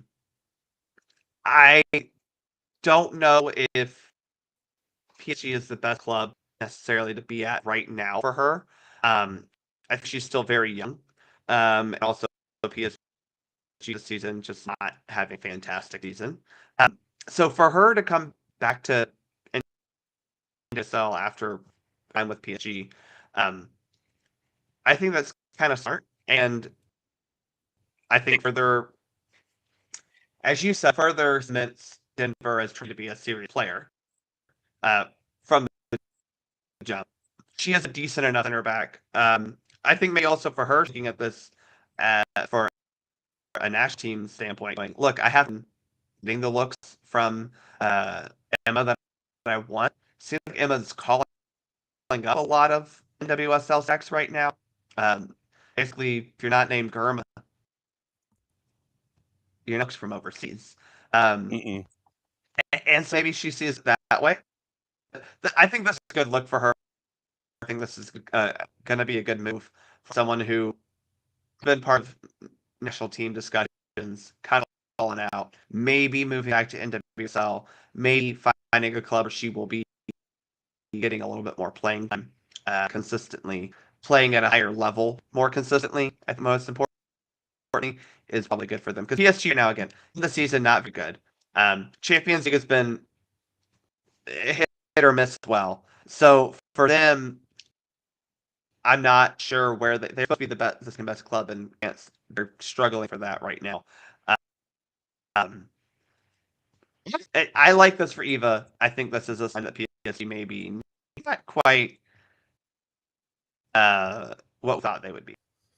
All right. What's going on with SoccerForUSPod that we need to know about as the weeks continue and we don't have camps, but we're getting into, once again, the pro stuff here in the U.S. What else is going on with you guys? We are recording tonight or tomorrow, depending on schedules, for the last few women's games.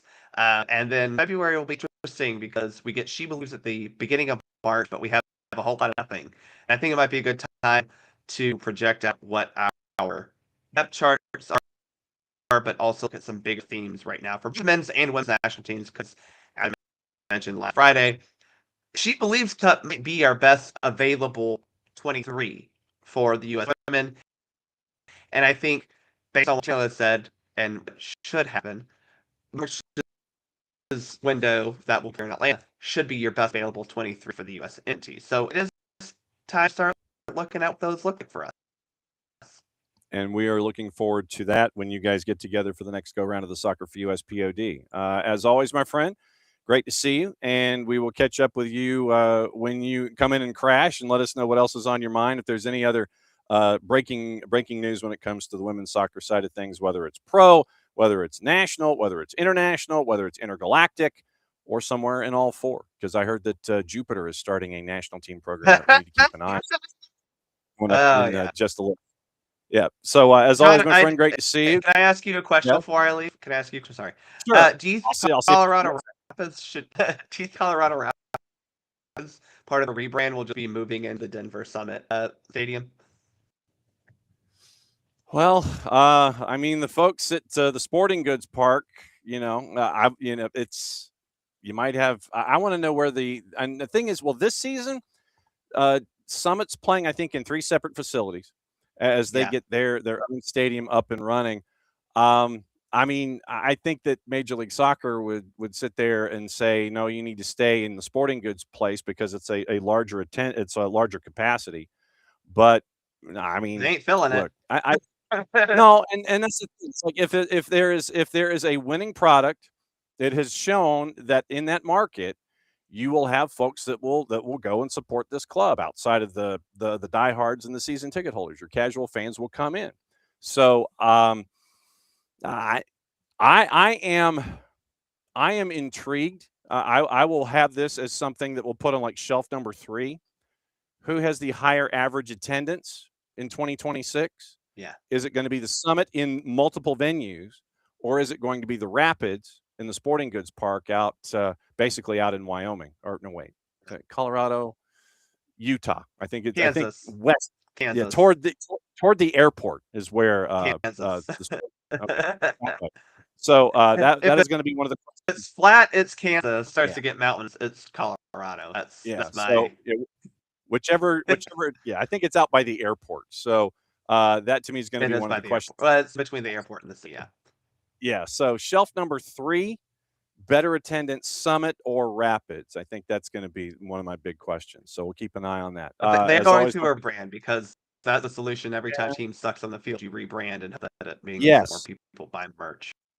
Yes, and I have seen that in the news business too, where if you have low ratings, they decide that they're going to change call letters. Is there a particular broadcast channel may or may not doing that currently? The rebrand of your name and appearance, but maybe you present the news. Is there a certain?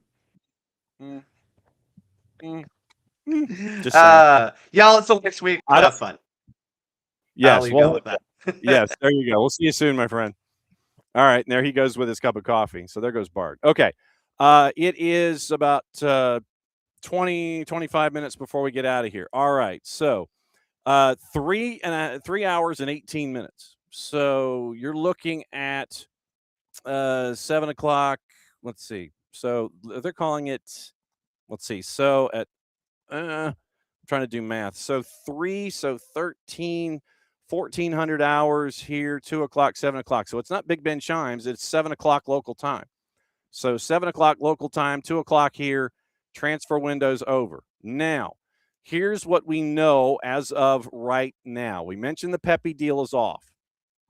We mentioned that's fallen through in Europe. Probably, as Bart said, it's going to be something that happens in the summer. Also, Denny Bouanga, Fluminense has now stepped to the table with LAFC, and they put $15 million on the table, apparently, and plus a reported demand for an additional $6 million in cash. Remember, LAFC rejected 13 from Messi and friends, so $15 million from Fluminense. Denny Bouanga, once again, remember what he said on social media after the contract went away, the contract offer, where LAFC mentioned Messi and friends, and it was just like, nope. Remember what Denny Bouanga said on social media. So Fluminense now coming to the table at $15 million. Noah Isla looks like he's going to Bristol City. $4.5 million to Red Bulls. That's from Fabrizio Romano. Keep an eye on that one. I wanted to mention the Gaetino deal for the NWSL. Pablo Ruiz looks like he's joining Colo-Colo, or he's close. RSL, 1-year loan, purchase option around $500,000. Vancouver, we mentioned them bringing in AZ Jackson. They also signed Bruno Caicedo. Dante Polvara goes from Aberdeen to St. Louis City. We'll be discussing St. Louis City with our friends from Ball Watching on Wednesday morning. So keep an eye on all of those. Now, what we are hearing and what we have to keep an eye on for the remainder of the day / afternoon. Now, and we're going to check all of the top-end sourcing that we have that we traditionally chase after with who could be doing what and who could be going where. Now, Calvin Phillips to Sheffield United now agreed to all parties. Calvin Phillips, I think he had only one appearance for Manchester City. It was in cup competition. Calvin Phillips to Sheffield United now agreed. Crystal Palace, apparently, according to Ben, still prepared to go ahead with signing Jurgen Strand-Larsen. Now, once again, Jean-Philippe Mateta, his move to AC Milan called off. Concerns during the medical. But they still want to drop the 48, I think it was 43 plus 5, to sign Jurgen Strand-Larsen. Additional medical tests for Mateta carried out. Milan decided not to proceed. Chiro Malacia, likely to stay at Manchester United after a proposed move to Turkey was blocked by the club. Dorgu's injury, Malacia now expected to be a part of the squad for the rest of the year. That screen you heard was from our buddy Drew Dickinson. It was on loan, by the way, for Calvin Phillips to go from loan to Manchester City to Sheffield United. Crystal Palace working on a deal for Everton's Dwight McNeil. Everton value McNeil in and around £20 million. Keep an eye on that. Now, we've also had another sacking in the championship. Valerian Ismail, he's left his position at Blackburn Rovers. Mutual consent. Slaven Bilic was announced this morning as a possible contender to slide in. And then that would mean that if West Ham decides that they don't want anything to do with Nuno anymore, if Slaven Bilic takes this gig at Blackburn, then unless there's an out in the contract, West Ham would be out Slaven Bilic to come in and finish the season if they're fed up with Nuno. I have no word on if they're fed up with Nuno this week. Wrexham set to sign Bailey Cadamarteri from Sheffield Wednesday, around £1 million. Wednesday need the money. Alex Crook. Philip Otele undergoing his Hamburg medical ahead of a move from Basel. €1.5 million loan fee. Another option to buy, 4.5. 100% wage coverage. Basel retaining a 10% sell-on if Otele is bought. Stoke agreed to a deal on Jesús Noxakia on loan from Crystal Palace. Panathinaikos signing Moussa Sissoko from Watford. Tyreek George set for an Everton medical ahead of a loan move from Chelsea. Deal includes a buy option there. Inter Milan have rejected Bournemouth's offer for Luis Enrique. They prefer to keep him until the end of the season. Once again, that's Alex Crook and Ben Jacobs. You also have Axel Disasi, West Ham medical ahead of a proposed loan. Player has to still agree to the move. Arsenal have signed Hearts striker, or they're in talks to sign Hearts striker James Wilson on an initial loan. Fabrizio Romano, first to report that. 45 Scottish Premier League appearances, and he's only 18. Also, Jeremy Jacquet has arrived to begin his Liverpool medical ahead of a 55 plus 5 move in the summer of 26. Could possibly be £60 million. Jacquet to Liverpool. Also, let's see, who else have we missed? Harry Wilson, we mentioned that one. Arsenal haven't made contact to Newcastle on Sandro Tonali. Newcastle's position as the midfielder is not for sale. Remember that Tonali also feels a sense of responsibility to be there for Newcastle, considering that they stuck with him during his suspension. And Tonali has gone public even when his suspension was finally over. Tonali went public and said, I appreciate what the club did for me. And so there is loyalty that is attached to Tonali and Newcastle. So I think it would take a lot, even if Tonali was in the marketplace, for an individual club to grab Tonali from Newcastle. I think that Tonali has a sense of responsibility and appreciation for Newcastle. I don't see him moving much. Let's see. We mentioned Disasi, mentioned Slaven Bilic.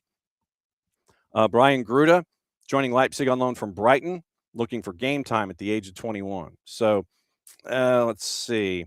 I was trying to see if there's anything extra on the news aspect for Jean-Philippe Mateta and what specifically was called for with the extended medical that put that one on the shelf. Angel Gomes undergoing a Wolves medical ahead of the loan move from Marseille. Deal includes an option to buy. David Datro Fofana set to join Strasbourg on loan deadline day, coming after an injury to Emmanuel Omega in training. Chelsea is also going to recall Mamadou Sarr from Strasbourg. We mentioned Jacquet. Saudi officials, and this was interesting. Thank you, Ricky. We'll get to that in a second. Saudi officials discussing the possibility of Karim Benzema moving from Al Ittihad to Al Hilal because he's unhappy there. No guarantee anything develops. Benzema's contract standoff has led to options being explored. Central dealmakers keen to keep the striker in Saudi beyond 2026. Cristiano Ronaldo is basically going on strike now with his club because he's not happy with how things are going there. We had mentioned Jamal Touré. It is now officially official, according to Atlanta United. Thank you, Ricky. It is now up to $300,000 in GAM for Crew in exchange for Jamal Touré. So it's 200 plus another possible 100, and you're taking Jamal's salary, and you're looking at Jamal's age at 32, and you're looking at all of those numbers that are attached. So 200,000 and 26 GAM, up to an additional 100,000 in GAM based on incentives. 64 career MLS appearances for the club, and came to Atlanta after a long career in Europe, playing in Belgium and France.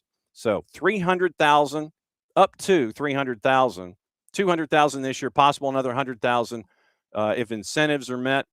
And so Jamal now is going to Columbus Crew. So what we had anticipated that once the Jason Russell Rowe move was official, where he is now heading to Toulouse, and that was announced by Crew this morning, that Jamal, that deal would be finalized, and Jamal ends up going to Columbus. Remember, he was held out of the match this past weekend against Lexington. So you now have Jamal as your roster replacement. I'm not saying specifically replacement.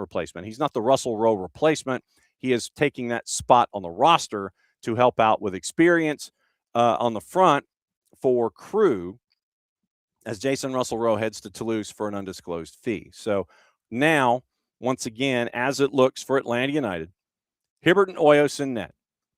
Defenders, Amador, Barakal, DCQ, Matt Edwards, Ronald Hernandez, Theon Gregerson, Tomas Jakob, Inea Mihai, Caden Moore. Caden Moore is on loan with Philadelphia through the end of the calendar year.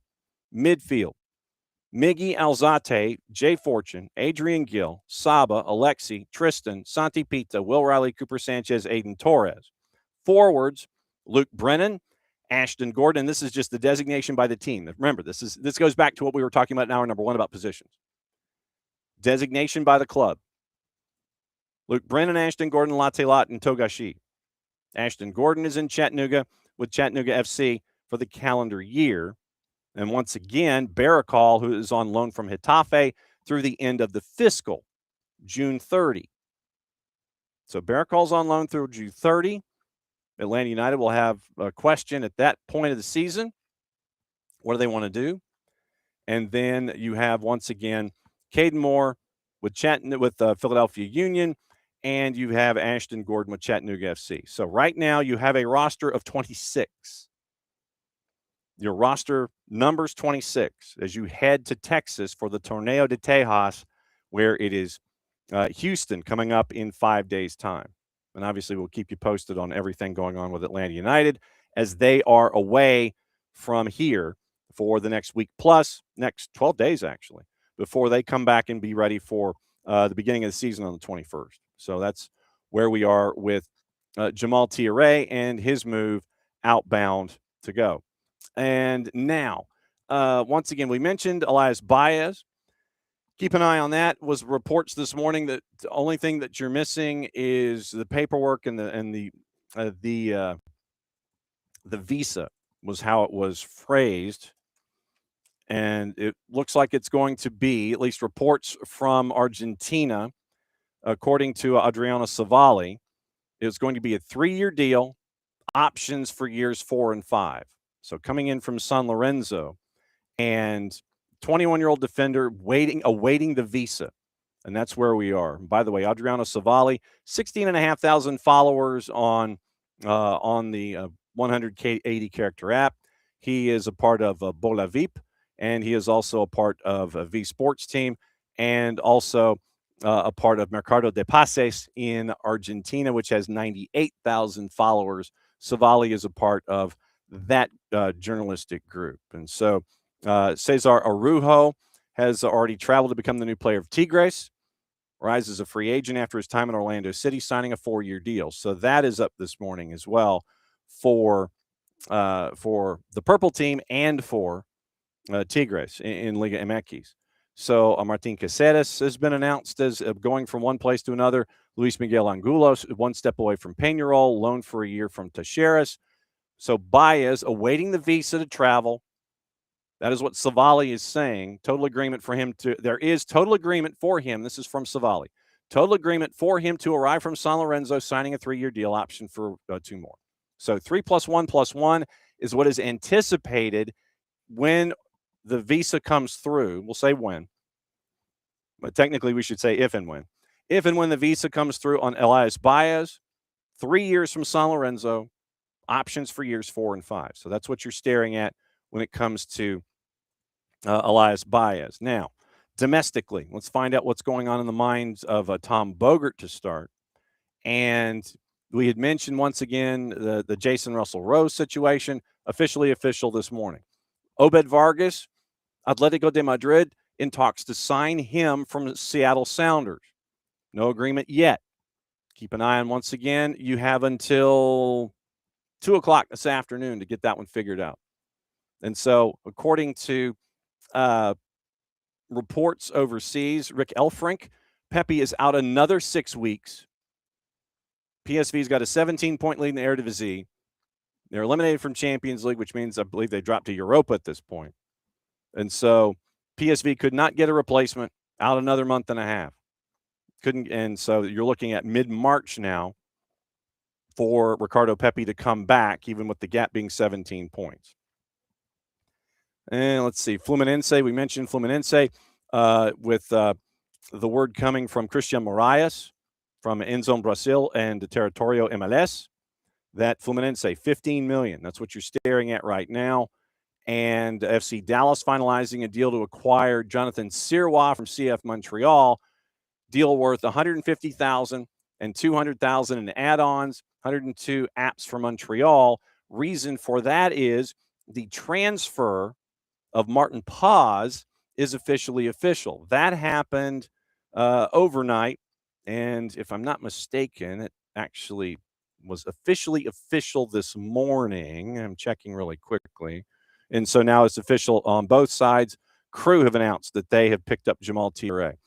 Let's see. Where's my here? Okay, so as of an hour ago, Martin Paz has been transferred to Ajax. Most goalkeeper appearances in club history, tied with that number, 114, tying Matt Jordan for the most starts. And he also mentions in Martin Paz in his quote, Dallas till I die. Served as the captain throughout 25, 69 saves, 3 shutouts in 23 appearances. So averaging 3 saves a match. 4 seasons, north of 10,000 minutes, 379 saves, and a 704 save percentage.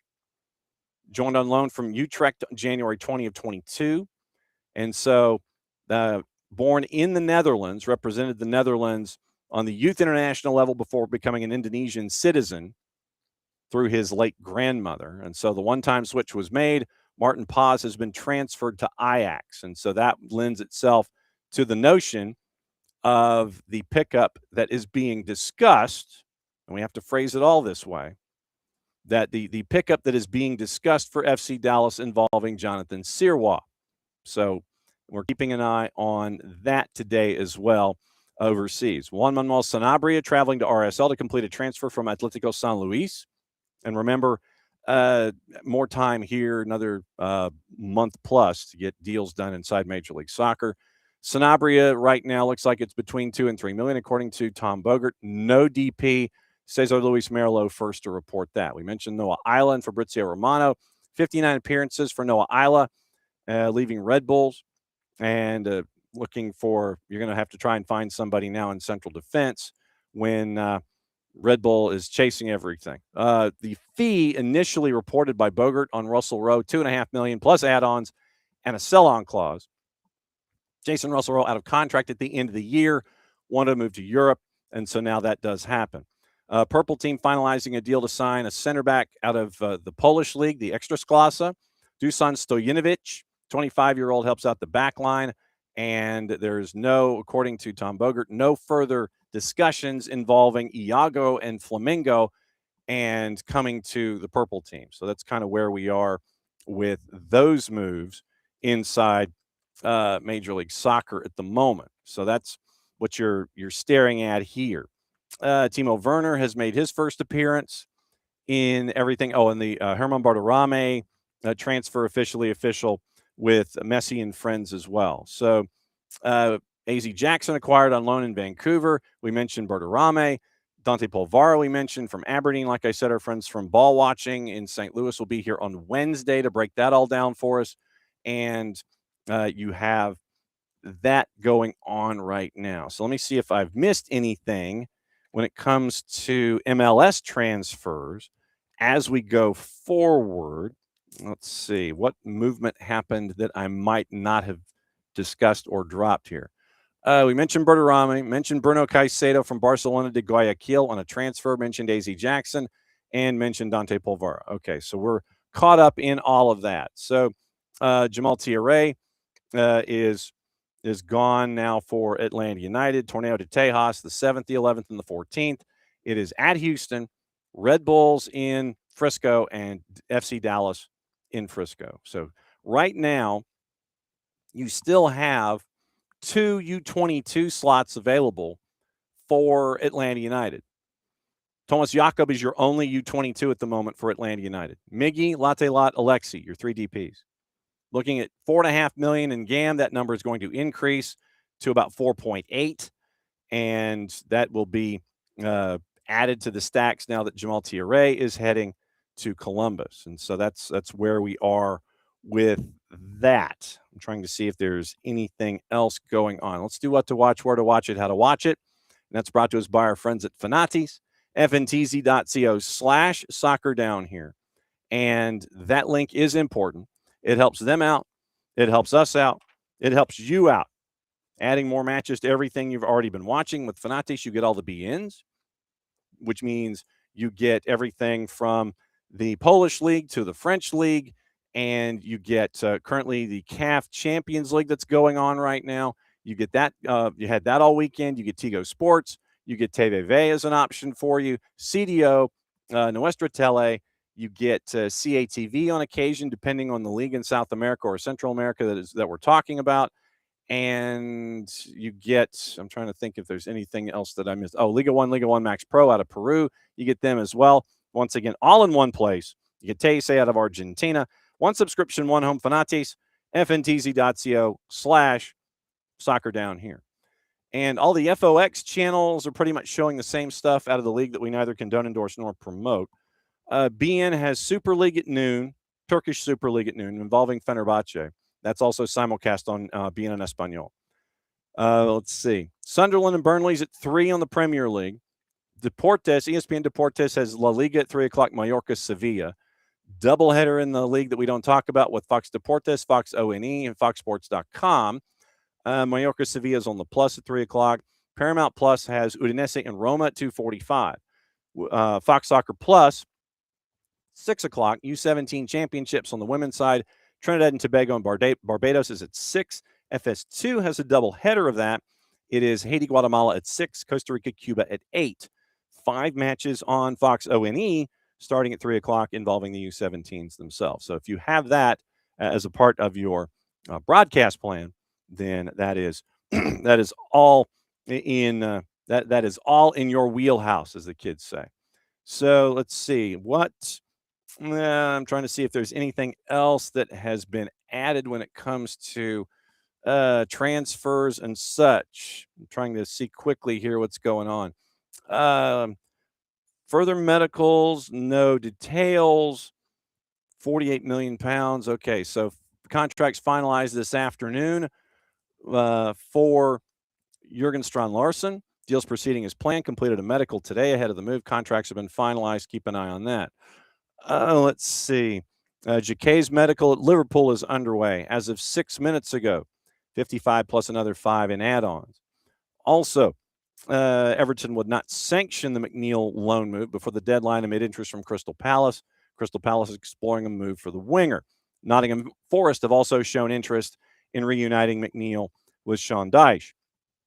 Nottingham Forest have made a third bid, according to Sky, for Celtic midfielder Arne Engels, worth up to £25 million. The Forest want to pay a guaranteed 20, another 5 in add-ons, $22 million. Initial 2 bids for Forest were rejected. Latest offer, their last offer was 17.3. Celtic have had no plans to sell Engels in the window. Martin O'Neill said he hoped the club would rebuff any offers signed from Augsburg for £11 million in August of 24. So Xabi Alonso set to be on a short list of potential successors for Pep Guardiola amid growing belief, according to the Telegraph, that this could be his final season at Manchester City. Maresca, Fabregas, Xabi Alonso. Those are the 3 that have been mentioned by that particular paper. Nottingham Forest, £2 million bid for Luca Netz accepted. Final 6 months of his contract in Germany. And so he is going to be heading over. So let's see. I'm trying to see if there's anyone else that is Borussia Mönchengladbach is for where Luca Netz is coming from. Bristol City have agreed on a deal for Tony Horvat. Axel Disasi has now begun his West Ham medical within the hour.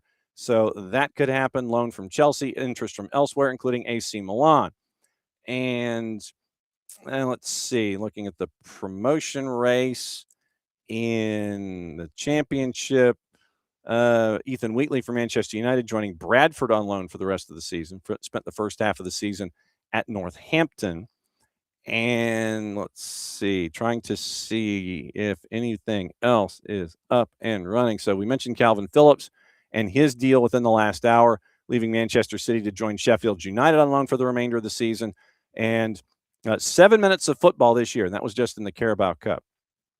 So that's what you're staring at when it involves Calvin Phillips and his particular transfer over. All right, now getting into news and things that we have to keep an eye on today coming over from the weekend. Obviously, looking at what happened in the Premier League, you look at the opportunities that were there for a team like Manchester City that they did not take advantage of. And right now in the table, it is a 6-point difference.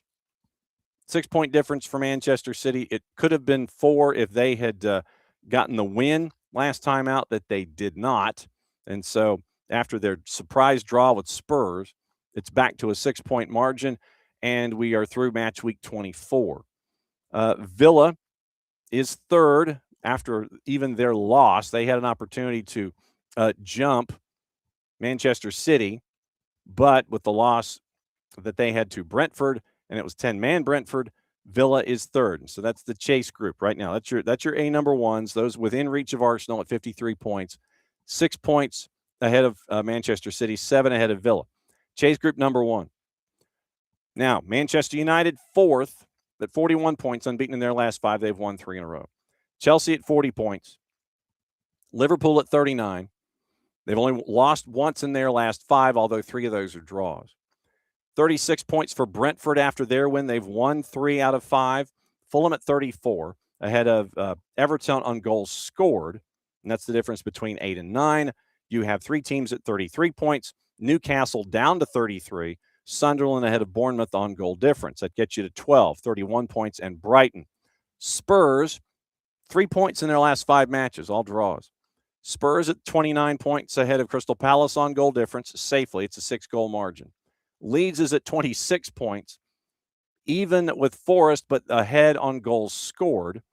And so that gets you to 18, and West Ham is 6 points from safety. Burnley is 11 points from safety. Wolves are at 1, 5, and 18. They have given up 45 goals in 24 matches. They have only won once this season.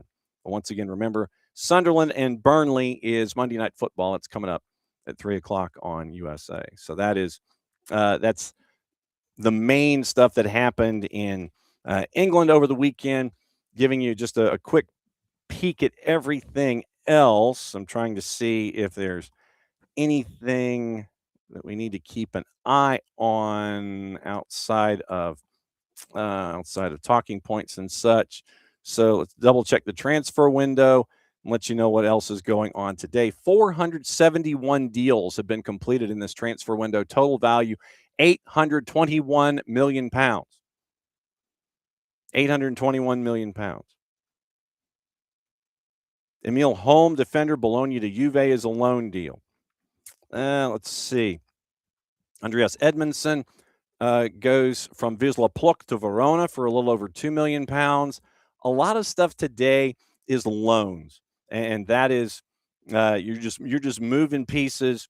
Not a whole lot of fees that have been attached to player movement today. Sfera Naipan goes from Middlesbrough to Manchester City, and he returns to the Etihad there. Brian Gruda, we mentioned Gruda being on a loan.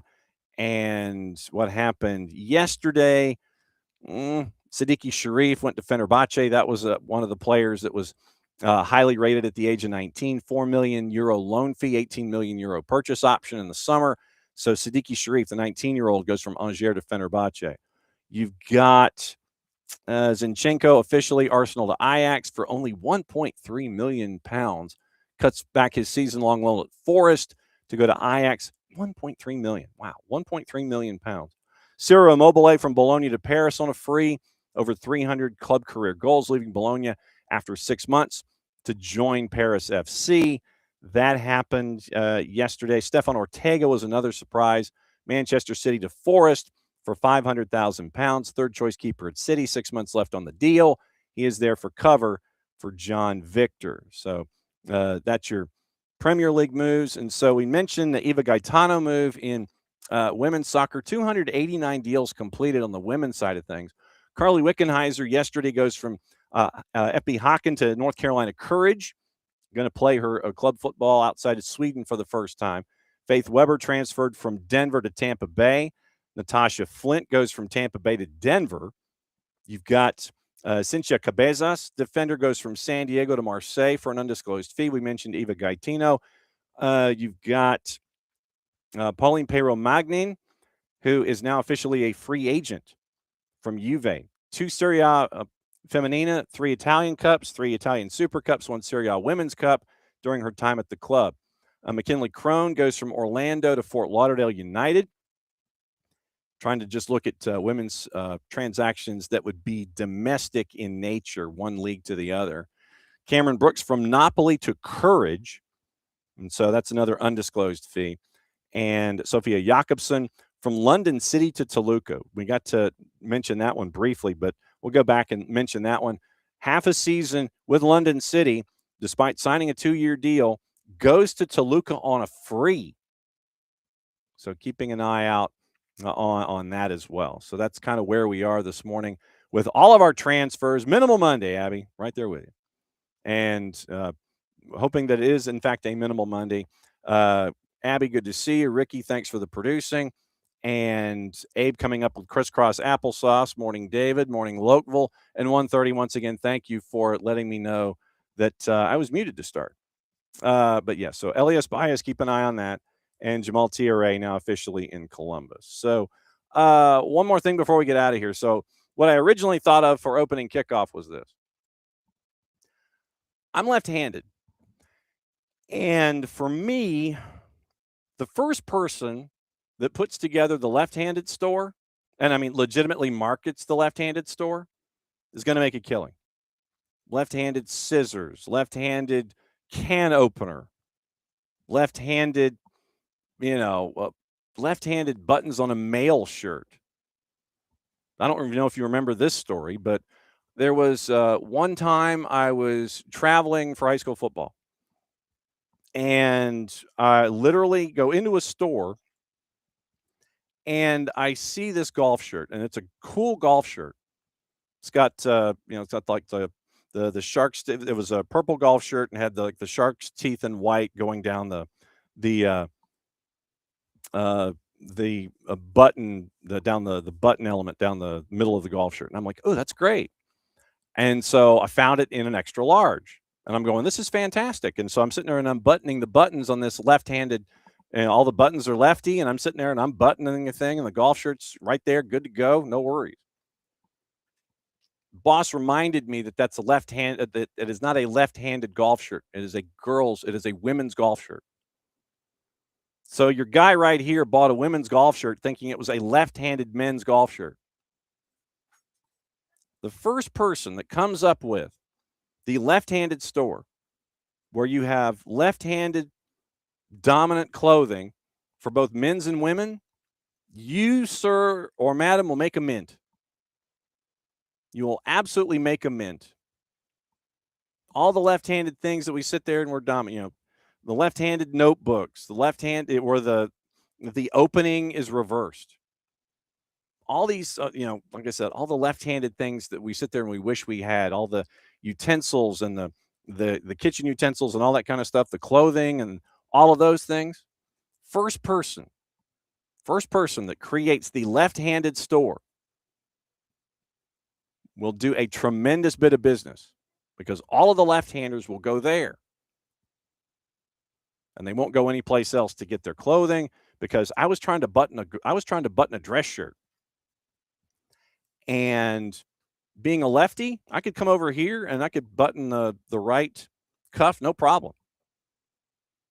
But I wish that I could be a lefty and I could sit there and I could, button my left cuff. No such luck.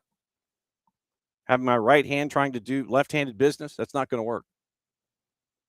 So the first person that will actually come together and create the left-handed store is going to be richer than you would have ever imagined. Guarantee it. So that's kind of opening kickoff by Black Pitch Coffee and blackpitchcoffee.com. Tomorrow on the show, we're going to catch up with Lagos Kunga. That's going to be fun. We'll catch up with Lagos. Lagos is now with Portland Hearts of Pine. Catching up with him, and that we're going to run that tomorrow. Then also we're going to find out about MCOs and American business in the European marketplace. Jordan Gardner is going to join us, and his group has picked up another club in Scotland. So we're going to find out from Jordan at 10 o'clock tomorrow the why, what you're digging into, what you found out about yourself, what you're finding out about the marketplace, and why specifically you're going after certain clubs in certain places. So tomorrow, Lagos Kunga and Jordan Gardner. We are 2 weeks away from the return of KCD on Tuesday the 17th, and she'll be with us at 10 o'clock on Tuesdays during Major League Soccer season. This week, we're going to have our friends from Ball Watchers in St. Louis. They're going to join us on Wednesday, along with our friend Dylan Butler. It is the Power Hour on Thursday with Nino and Nico. On Friday, John Arnold's going to join us. Remember, we got CONCACAF Champions Cup. The Triple C is starting this week as well. We're going to get into that. So John Arnold's set to join us on Friday as we roll through the week and get you ready for everything going on the weekend. And then the Torneo de Tejas is going to be on Saturday, and we're going to try and effort Atlanta United material as they are in Texas, and we are here at SDH HQ. So as always, great to see all of you. Thanks for hanging out with us, even though I was muted for a great deal of the early part of the first round of opening kickoff. Mucha Platiel, play it safe. It's the end of the show. That means I get to do this. Back at it again, less than 22 hours, 9:05 a.m. Eastern time, Tuesday morning here on the SDH Network. Play it safe, everybody. We'll catch up with you tomorrow.